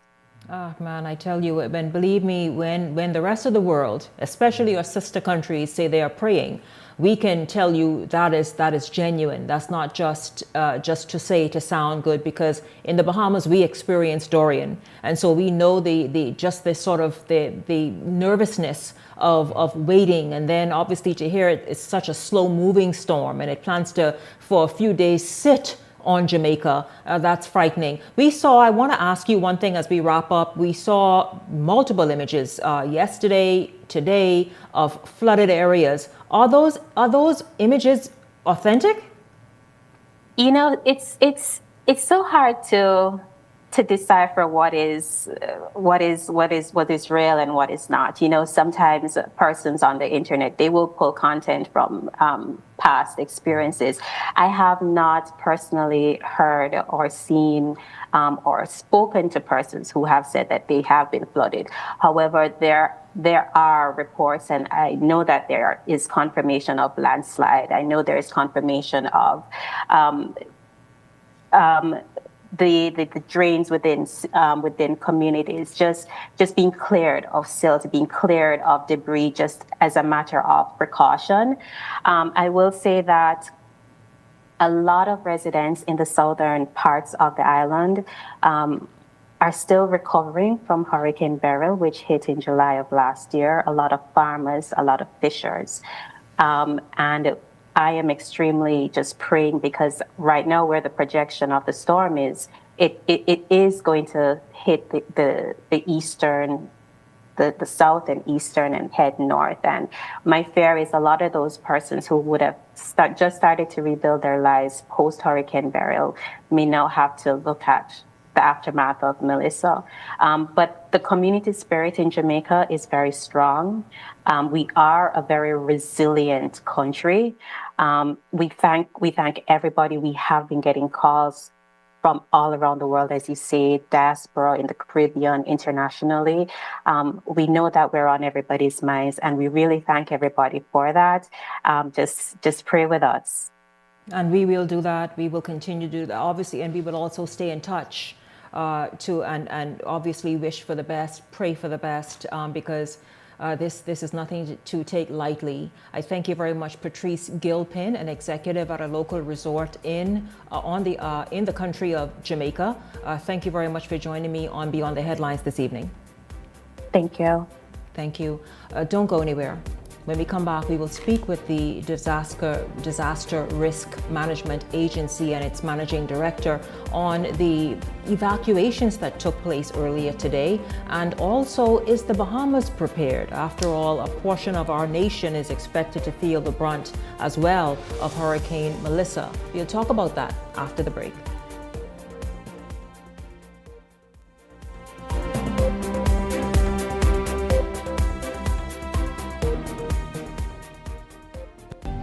Cancer Treatment Centers of America is now City of Hope, creating one of the leading cancer care and research networks from coast to coast, providing more of what you need. More locations means more care closer to home. More specialists means more expertise. More research means more breakthroughs. More advancements means more treatment options. And more options means more hope. Call now to get more of the care you need. Welcome to Blissful Escapes, where luxury meets affordability.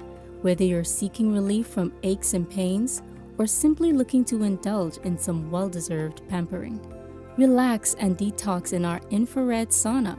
Enjoy a soothing Swedish massage or an invigorating exfoliating body scrub. We also provide advanced facial treatments using cutting-edge technology, including hydrofacial, microneedling, and microcurrent therapies, located at the shops of Cable Beach Plaza.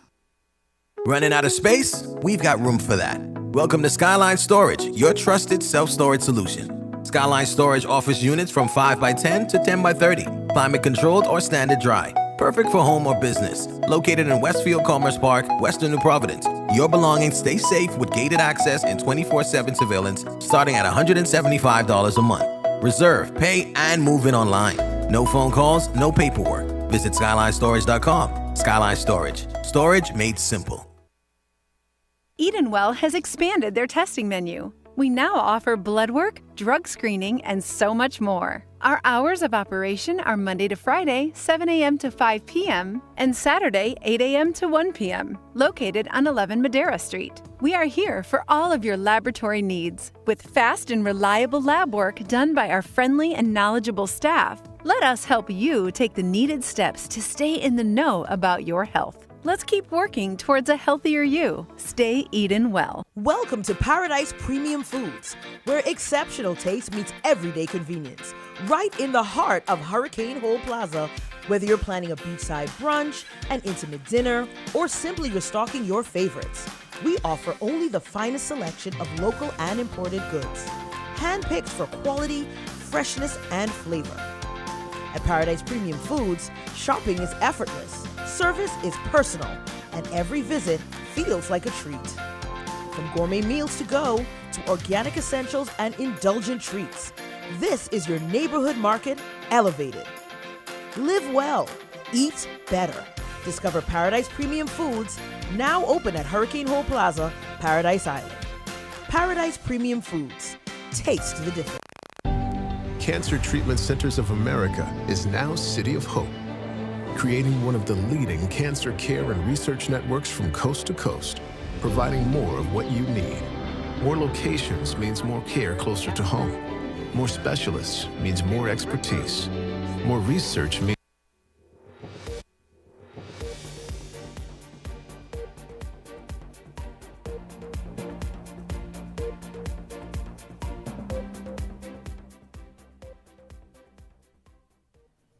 Prime Minister Philip Davis noting the seriousness of the storm, calling on residents of the southern and central islands not to take Hurricane Melissa lightly. And a multi-agency approach is and has been utilized to ensure safety and protection of all schools and businesses in the area. Now, as a result, schools and businesses have been closed in the southeast Bahamas. Meantime, residents in the central Bahamas are also being warned to stay on guard. Joining me this evening is Aaron Sargent. He's the managing director of the DRM. Aaron, first of all, welcome. You joined me at the top of tonight's show when I spoke with Jamaica. And by the way, we saw images of people leaving Inagua and waiting to board one of several flights in Inagua this afternoon. We'll get to that in a moment. But is there communication by the DRM and all our agencies with Jamaica during this time? Yes. So once any storm threatens the Caribbean region, the Caribbean Disaster Emergency Management Agency, which we are a part of, activates its regional response mechanisms. We at the technical level, we are called National Disaster Coordinators, and we hold briefs where each country that is in the impact or forecasted zone of impact give briefs on our state of readiness. And so we've been following Melissa for a while. And that's why you see a culmination of the actions being taken. We're not taking Melissa lightly. We've seen the effects of just as recent as Tropical Storm Imelda, as I highlighted earlier in our press briefing. which brought 8 to 12 inches of rain. Just imagine in Jamaica, Hurricane Melissa is forecasted to bring about 25 to 30 inches of rain. That is, can you imagine that? I can't even think about it because, and then their sort of topography is just a bit different because they have the flash floods, as she mentioned, and those have started happening already. Yes. Quite frightening. So I know the forecast is as well for heavy rain and flooding. Yes. Is that why the DRM and its related agencies jumped in quickly to get people out of the southern Bahamas? Yes. So part of the decision to evacuate is because forecasters, our Department of Meteorology, who's been meeting with us since Tropical Storm Melissa, since the Bahamas came into the picture of impact, advised that when it comes off the coast of Cuba, more than likely it should be a very strong Category 2 storm. The southeastern islands are some of the most vulnerable in terms of risk. Yeah. And when we analyze the risk against the backdrop of our disaster coordination protocols, and in speaking with administrators, it was agreed that we will begin discussions about evacuations. Like we've seen in the past with other storms, Bahamas are taking these storms seriously. They are, even before an evacuation order is given, you see them saying, I want to leave. They were already singing that tune. Yes, and so with the new framework that we have in place for the Disaster Risk Management Authority, you see administrators leading. They are representative of the DRM Authority on the island, and they have worked diligently over the last few days to compile lists to advise us where the vulnerable evacuees are, so that we can prioritize them for this evacuation operations that will continue tomorrow. So we're looking right now at images on the screen. We see that Jamaica is covered, absolutely covered. And what's wild, Aaron, is this storm is going about 3 miles per hour and forecasted to just hang over Jamaica for about 2 days or so. I mean, that's just something that's wild. It's similar to what Dorian kind of did, even though it was obviously several hours, but you can't imagine the level of destruction if it maintains the strength and hangs over Jamaica. And if you notice, we have been watching these same models over and over repeatedly in our National Disaster Emergency Operations Center. If you notice, even as it leaves Jamaica, it still is defined going into Cuba. As we know, Jamaica is a mountainous region. And so this is why we have pause for concern as it relates to Melissa. We can't take it lightly. There could be sudden changes, rapid intensification in our waters. And so for us, it is better for us to be safe rather than sorry. And that's the reason why we're seeing nearly close to about 1,400 to 1,500 people wanting to evacuate prior to the evacuation order being given. Okay. How many flights did you have today, and do they continue tomorrow? Yes. So we had 2 flights, well, not 2 flights. We had two flights into Inagua, which brought about 270 or so, 74 or so residents out of Inagua. We also had 2 flights out of Auckland that brought a total of 100 residents into the capital as we speak. You're looking at some images as well. This is Inagua? Bahamas aircraft getting ready to getting ready to transport people from Inagua here to the capital. Yes. We expect the operations to ramp up Stores tomorrow. closed there in Inagua. With about 5 craft being operational, we should be bringing into New Providence waves of 650 residents at a time. We intend to have all of That's the Central Bahamas as well then? No. Or portions? Oh, really? Just the southeast. Just Michael? Yes. Oh, I tell you. And so we should have them, we should complete our exercise by 5 p.m. tomorrow. And again, as Prime Minister said tonight in the briefing, the evacuation order is given. There will come a time when we pause the evacuations. Exactly. Because of the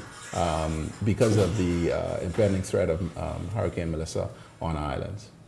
I tell you, listen, are those persons finding housing and accommodations with relatives and friends, or is the government kind of having to step in? So in the evacuation order, it gives for 2 options. One, for you to shelter privately with family and friends, and also in a shelter that is deemed activated by the authority. We have since activated shelters in New Providence, the first being New Providence Community Center. But I'm happy to note a number of the residents have sought shelter with family and friends. That is always a good thing in terms of when you utilize your family networks to help the government to defray any costs as associated with these evacuations. Now, of course, we know that you're in touch with Jamaica, but locally, how is communication and coordination? Because there will be, like Jamaica, believe it or not, people who say, no, I can be home. I just leave me alone. I'm going to ride this out.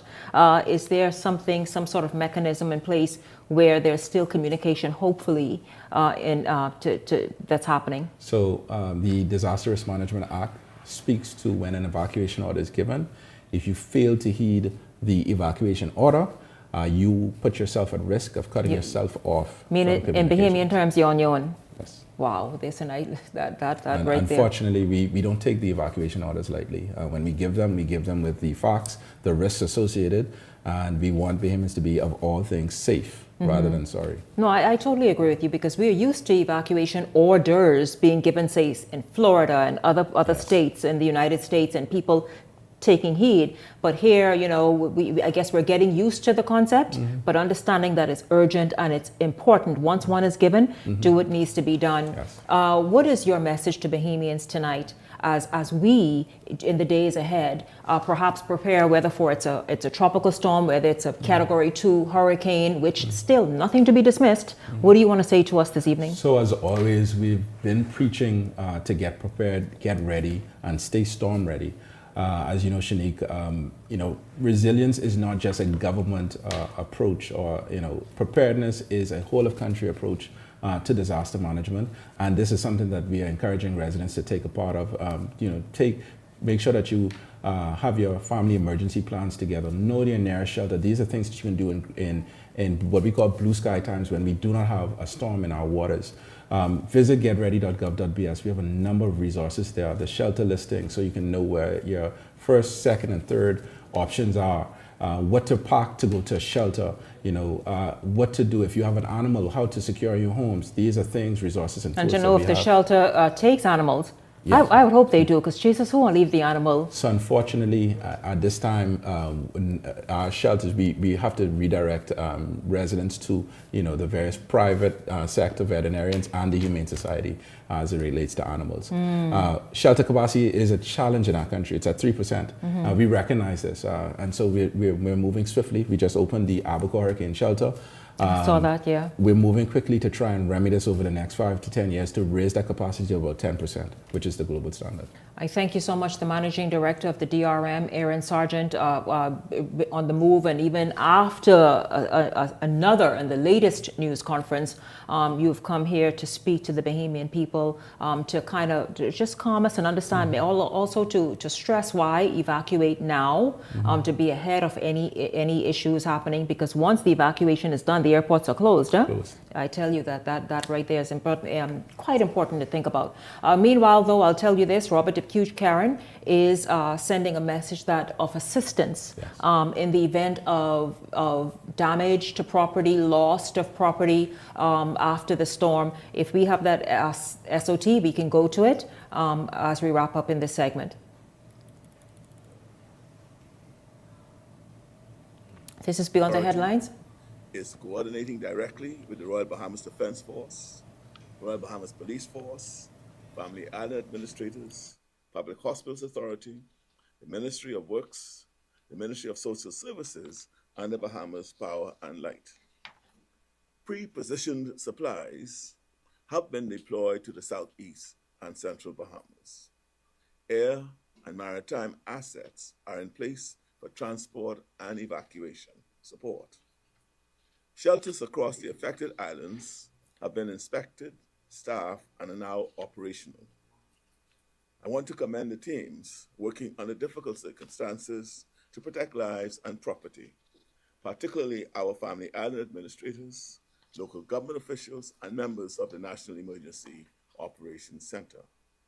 I also wish to recognize Prime Minister Davis there at that news conference from the DRM just a little while ago before we went live this evening, talking about this evacuation orders, talking about this storm, and the fact that, listen, when it comes to any storm, especially something as historic as this, it's almost another Dorian, really, to not take it lightly, and that his administration is not taking it lightly. You heard Aaron just here a minute ago talk about the with the decision to act quickly, get people out of harm's way, and of course that all of us ought to put in measures that we need to be safe, because after all, it's a rainmaker for the entire nation still. Yes. Again. Well, we should see some effects in the northern Bahamas, but not as much as what we will see in the central and southern Bahamas, based on what the Met's latest reports are. Yes. Again, what that was and supposed to have been was Robert DePuch-Caron, an aspirant in MyCal, sending messages to residents throughout MyCal that in the event of any damage and loss of property, hopefully not other, but that he certainly, of course, will be there at the weekend or whenever the coast is clear and the green lights given to just assess damage and along with the residents there and lend a helping hand. Beyond the Headlines is back right after this. Thank you. No problem. Anytime.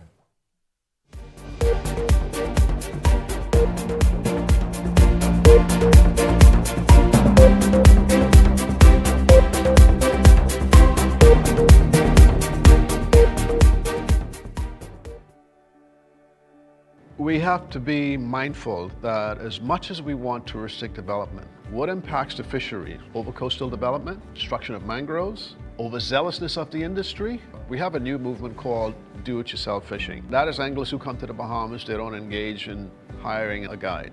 Because of this approach, you are going to have people who are going to exhaust the resources. This is an industry that's preserved. It should be for Bahamian guides only. We have the DIYs coming in here and they're destroying our flats. We try not to overfish certain areas, so we'll fish a certain area and we'll back off for a while because we don't want the fish to feel too much pressure. It's not just using the buzzwords of the environment and the ecology.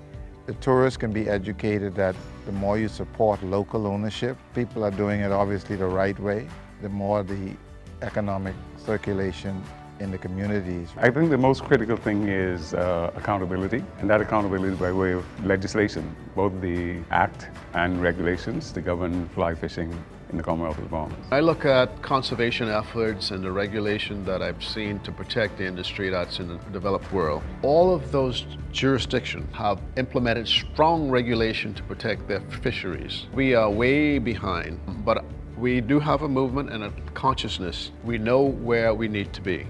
Those are our resources, and we have to make an exerted effort to protect it because that's the only gift that we have been given. And if we don't protect that, then we lose everything. Building the lodge, I understood clearly the mission to continue what my father started. From this lodge, it has served as the headquarters. We finally got legislation passed in 2016, and it legitimized the guiding profession. We pushed to get the program established into BAMSI in the training of the next generation of guides, but it extends way beyond that. We need more Bahamians in the industry who are doing the research to provide the information to the industry, that is to fishermen, and to everybody who benefits from the resources. We don't know the resources in this country. We grew up just hearing about sun, sand, and sea. It is going to be through education and awareness, whether it's within our schools, whether it's in our communities, to conserve the environment, that is going to sustain the fly fishing industry. Well, the future of fly fishing in the company, I think fly fishing is a very, very unique spot. I think it's going to get better because the guides are now being all certified. They're all getting proper knowledge of handling and how to run the whole system. If you're a youngster and you want to get into this, it's a job like any other job. You got to live it. You got to love it. Young entrepreneurs coming in, you want that kind of interest. You want that kind of drive and desire. You want to carry that. You want to become the product.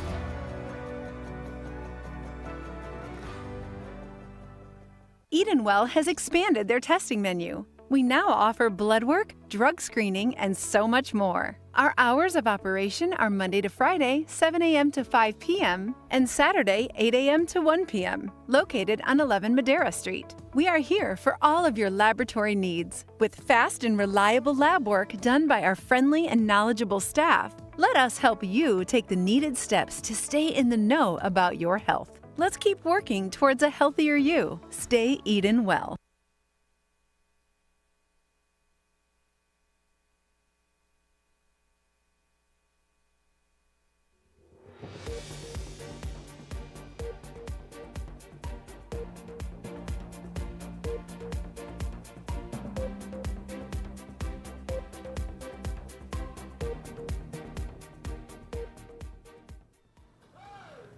Welcome back to Beyond the Headlines.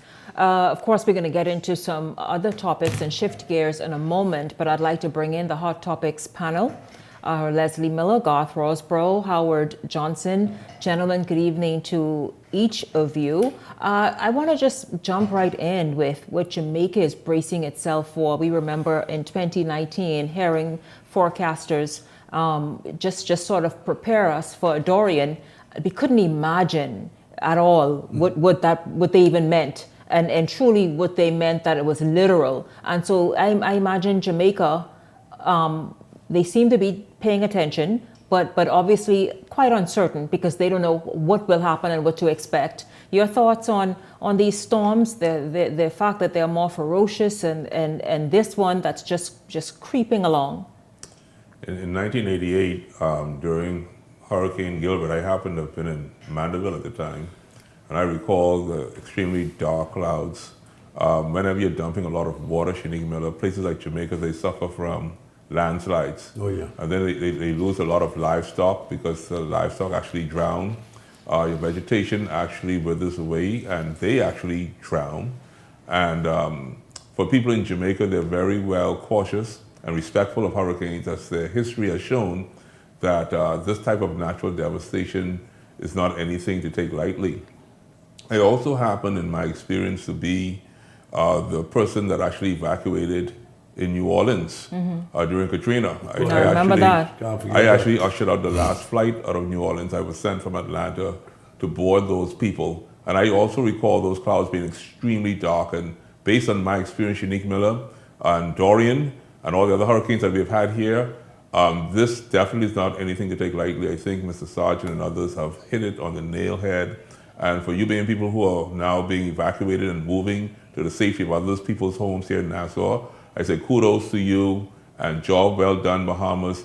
Let's have a safe time during this particular tumultuous time. It is, to look at the skies in Jamaica, I know what you mean because you've seen the videos and it looks quite frightening. It's a dumper. It's a lot of water. You can imagine, 4 feet, 5 feet of water in your home if you were to remain.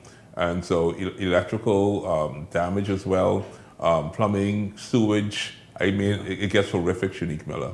And so move to safety. You're doing the right thing. Mr. Miller? I was waiting on the brother. Go ahead. I think you're muted. Muted. Hello? Can you hear me? Yes. Yes. Good evening to you, Shanique. Good evening, colleagues, and good evening, Bahamas. I am very sad about this unprecedented catastrophe that Jamaica is faced with at this time. I know Mr. Holness and his government are preparing themselves for the worst, but hoping for the best. I believe that they're less than 2 months into his third new term, and now he is faced with this challenge. But I believe they're up to the task. They've been in government for a while, and from what I've been seeing on the TV over the last 24 hours, I believe that they will do the best that they can. I'm praying for the people down there, and I hope that they have all, or most of them, have heeded the warnings that have come out of the disaster preparedness agencies. And I just pray that everyone stays safe and well. Good evening, Shanique. Good evening, colleagues. Good evening, Bahamas.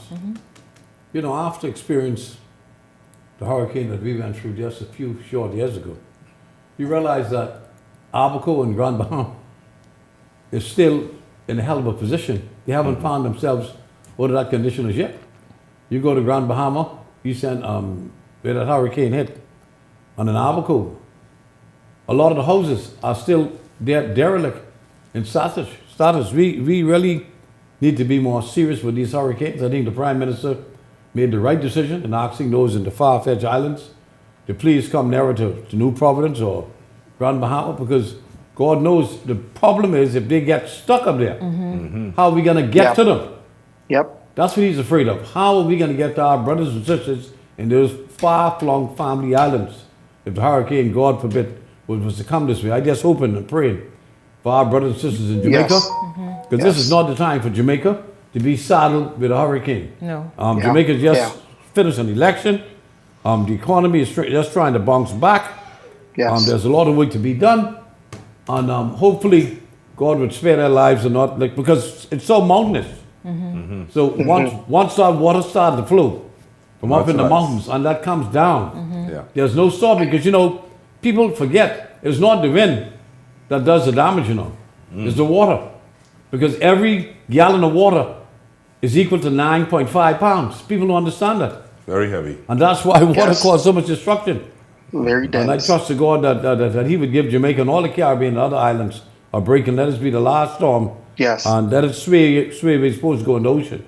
And give us a better Christmas. I hope so. Yeah, God willing. Yeah, we really. You can only pray and hope. Yeah, we absolutely send prayers for safety and for that storm to be somehow diverted from a direct hit. Meanwhile, gentlemen, I'm going to shift gears now, right back here, back home in the capital. The political heat is rising in Golden Isles tonight as the Progressive Liberal Party fights to hold its ground, and the Free National Movement launches a fierce push to flip the seat with the by-election just ahead. Both sides are pulling out all the stops. We get the story from Linton Ritchie Jr., and then we come back and talk about it.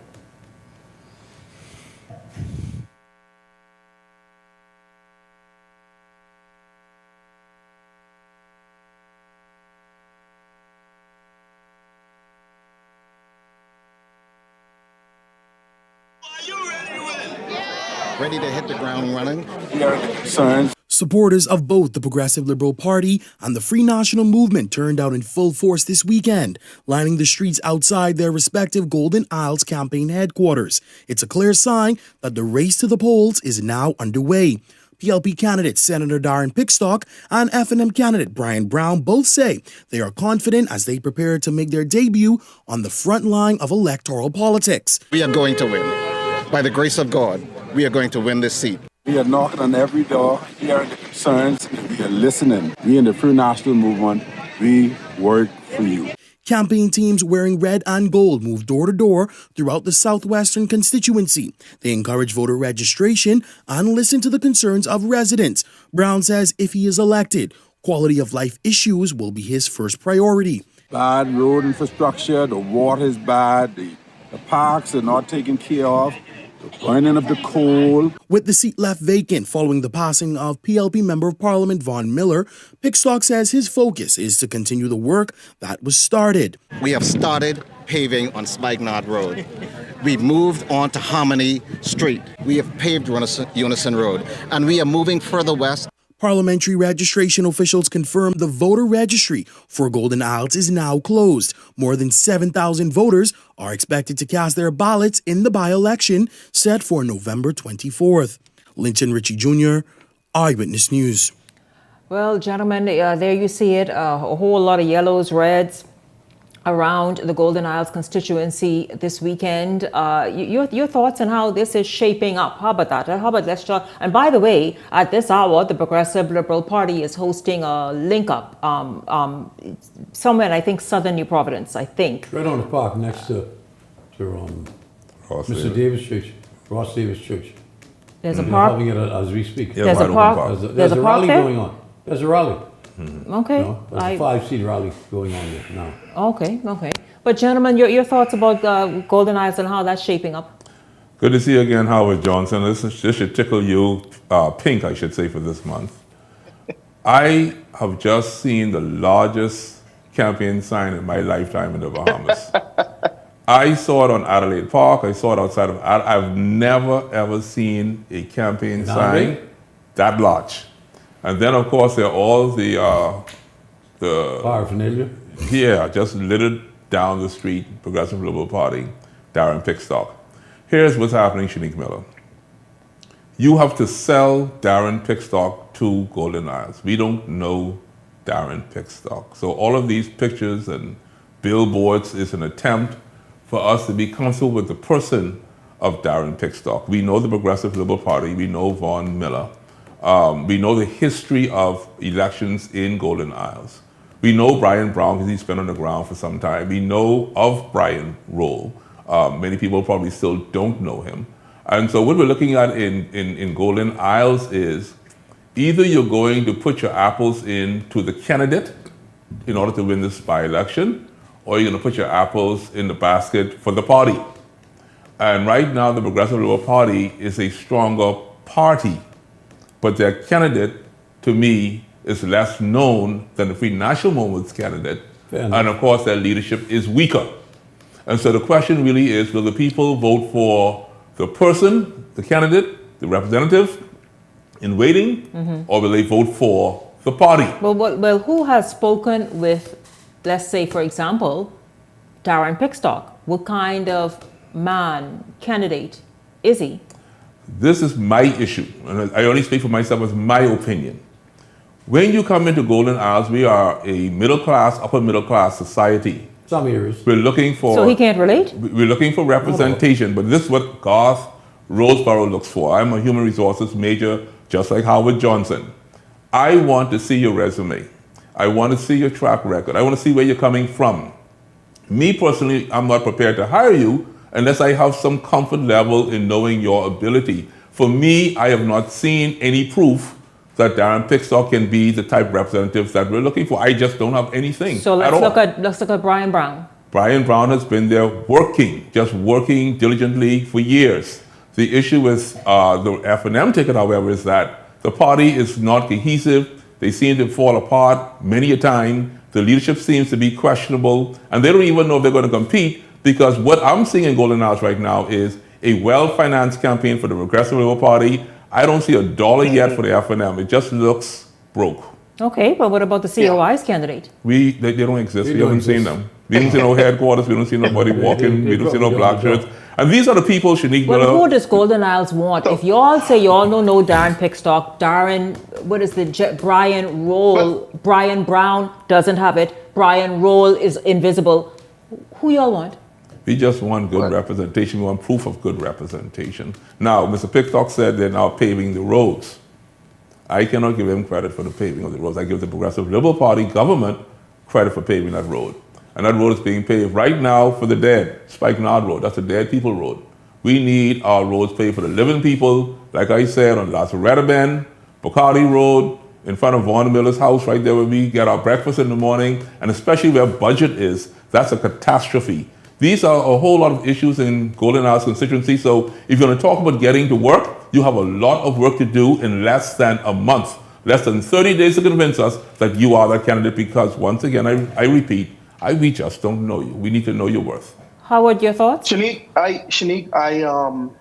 I saw Darren Pickstock this weekend. I've been watching online the Progressive Liberal Party and the F&M's campaign via social media, of course, over and over and over all weekend.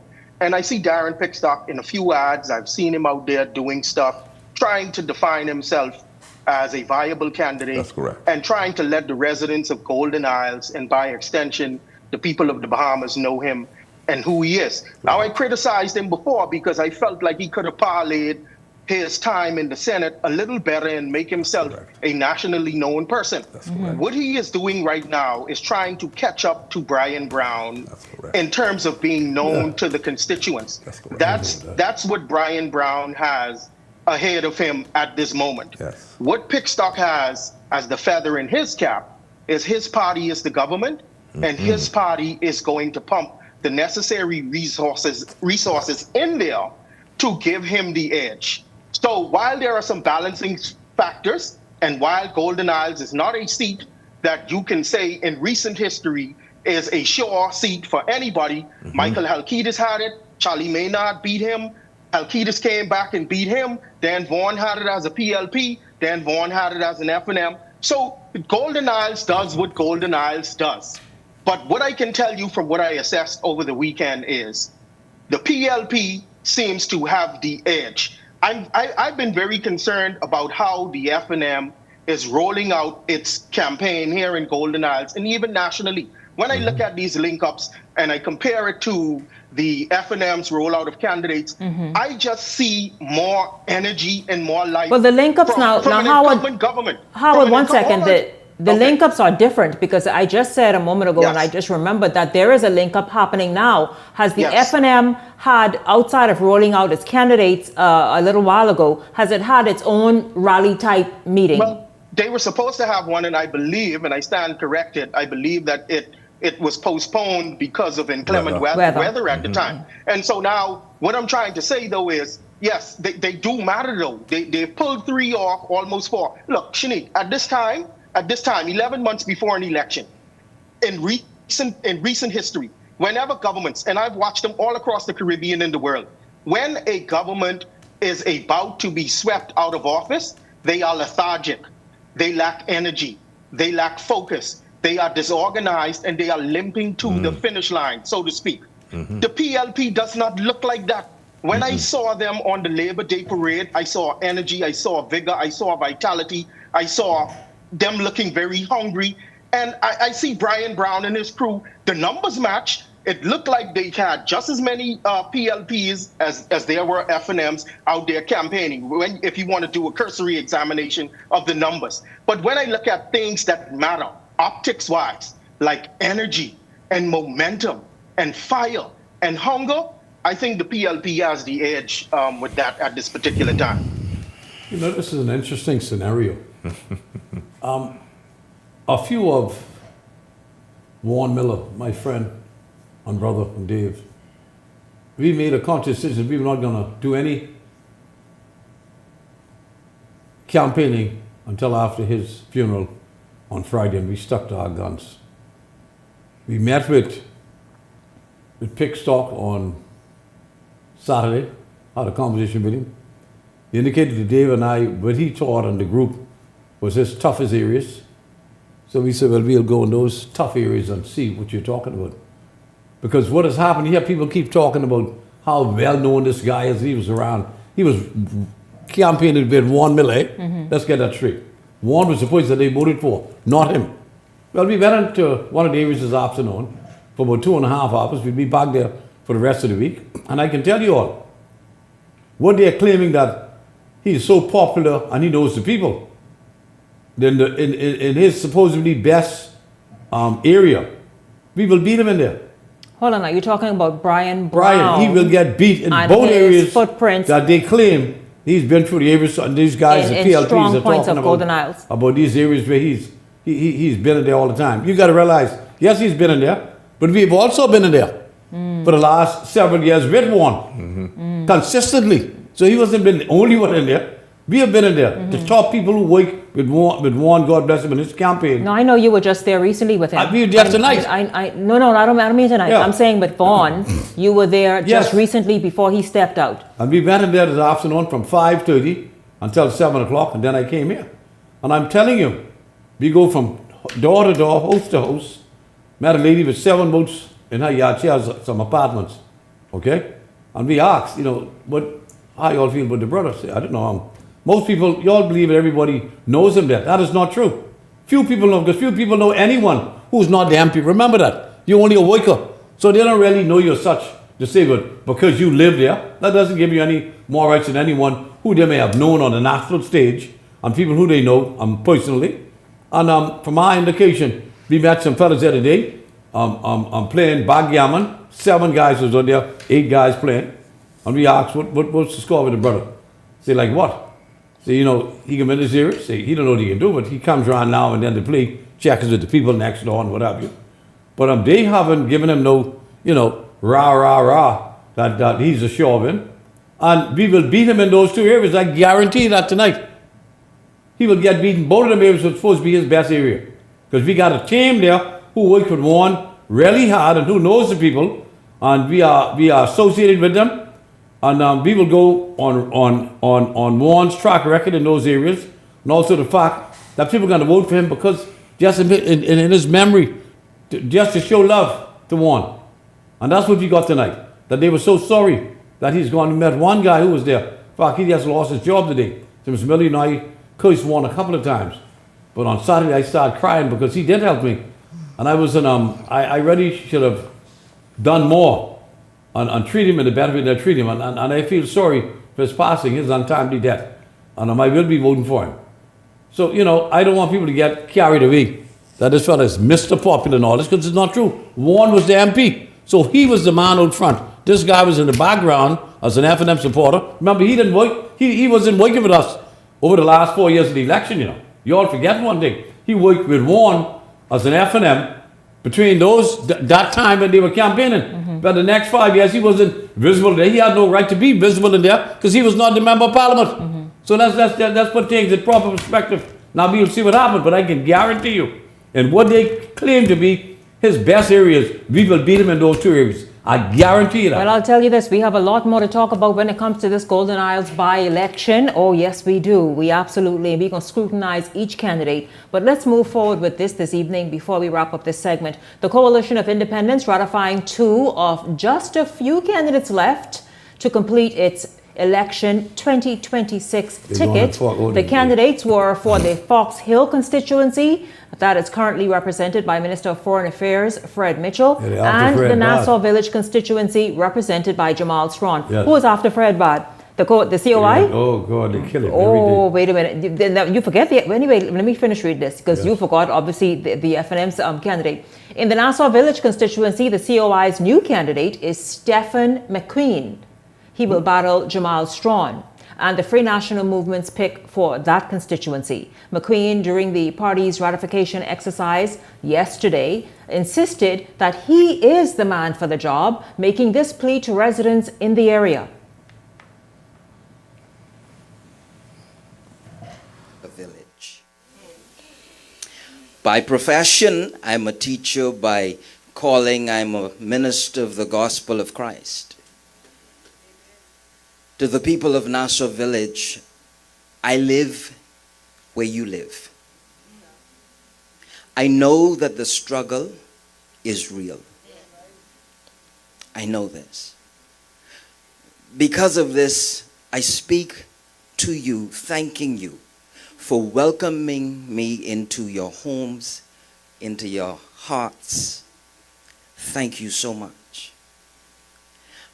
Together tonight, we stand and declare, because our community, as you know and I know, have for too long been overlooked and underserved, tonight we stand and declare no more.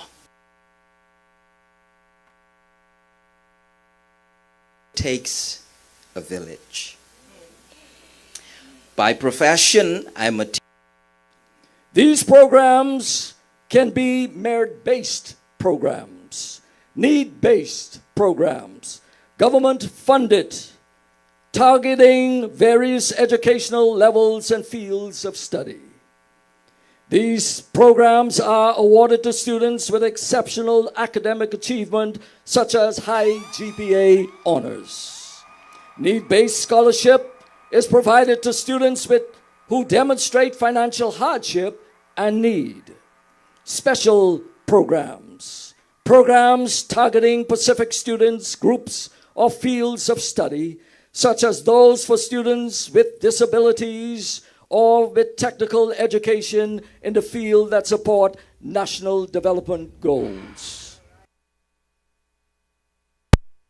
As you saw a moment ago in Fox Hill, Robert Brown says that everyone is saying, in fact, that is an interesting race ahead of Brown. Brown, did you know that you entered the most interesting race, or one of them, right? So, of course, Brown will be going against incumbent Fred Mitchell and the Free National Movement's Dr. Nicholas Fox in the Fox Hill constituency. Yep. Now, according to Brown, of course, over the next 60 days, the party will unveil its point plan for the Fox Hill constituency. And he talked about that a moment ago. Of course, he said one of those initiatives is a scholarship fund as well.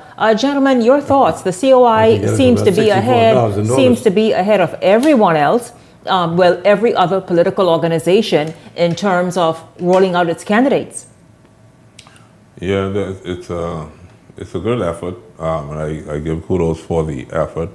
What's amazing to me, though, even in the effort of adding, I got to go back to Golden Isles. You know, we are now in an election. We're not preparing for an election. We are in an election, and so the energy now to find these new candidates, it's a good thing. However, where is the energy for Golden Isles? You are the people who said, ring the bell.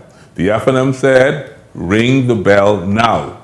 Now there is a bell, and there seems to be only one party that's on the street, Leslie Miller, Howard Johnson, and Shanique Miller, that is out there doing what people do during election season. This is not the time to worry about other candidates. What you going to do with the other candidates? You need those people on the ground, knocking on doors, and finding out how to win the by-election. It's going to amaze all of us, I do believe, if these people actually run in this by-election. I don't see the courage. I don't see the bravado. The COI and the FNM, I think they're just running scared. I want to see them now stand up to the same threat that they made to ring the bell, because the bell is rung. Let's see what you're going to do now.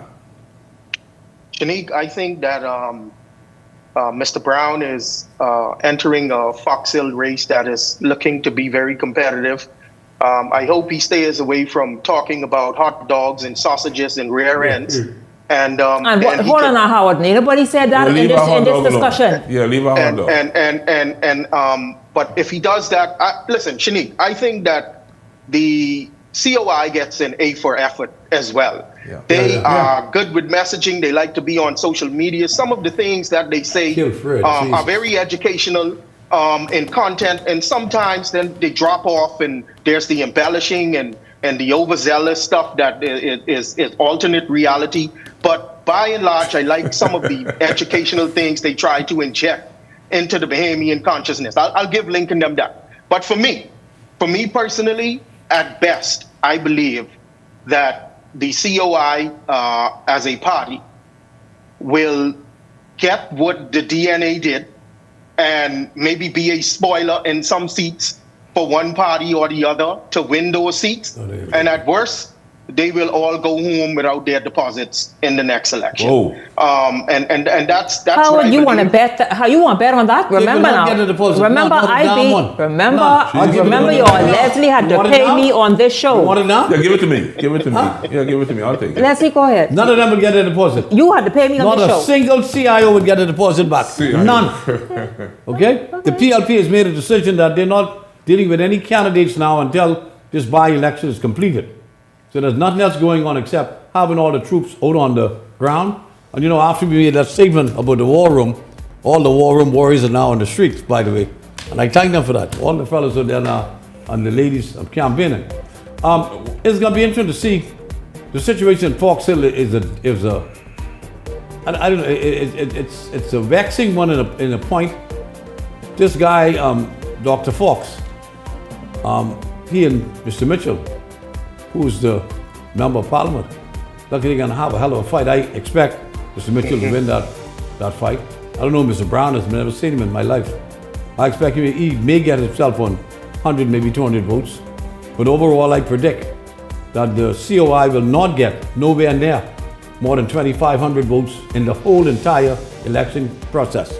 They will not get more than 2,500 I need to talk to you after the show about how much we can bet on that. I put it on the table right now. Yeah, Leslie? Right now. But my only thing, Shanique and Howard, just based on what he's saying, I just want to reiterate, we are now in an election in less than 30 days.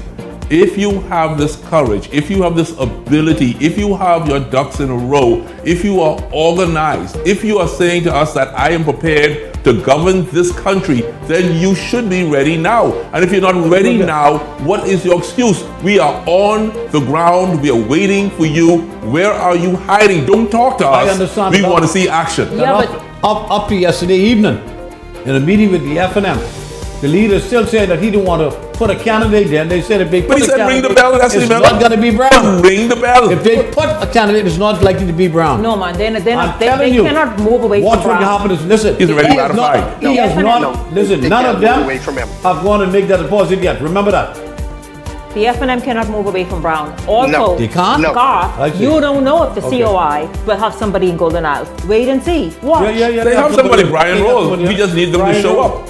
Yeah. He might be out there campaigning. You just haven't seen him as yet. Well, if I've not seen, he will not get 200 votes. The FNM has to run Brown. Listen, they have to, or they will definitely lose the seat.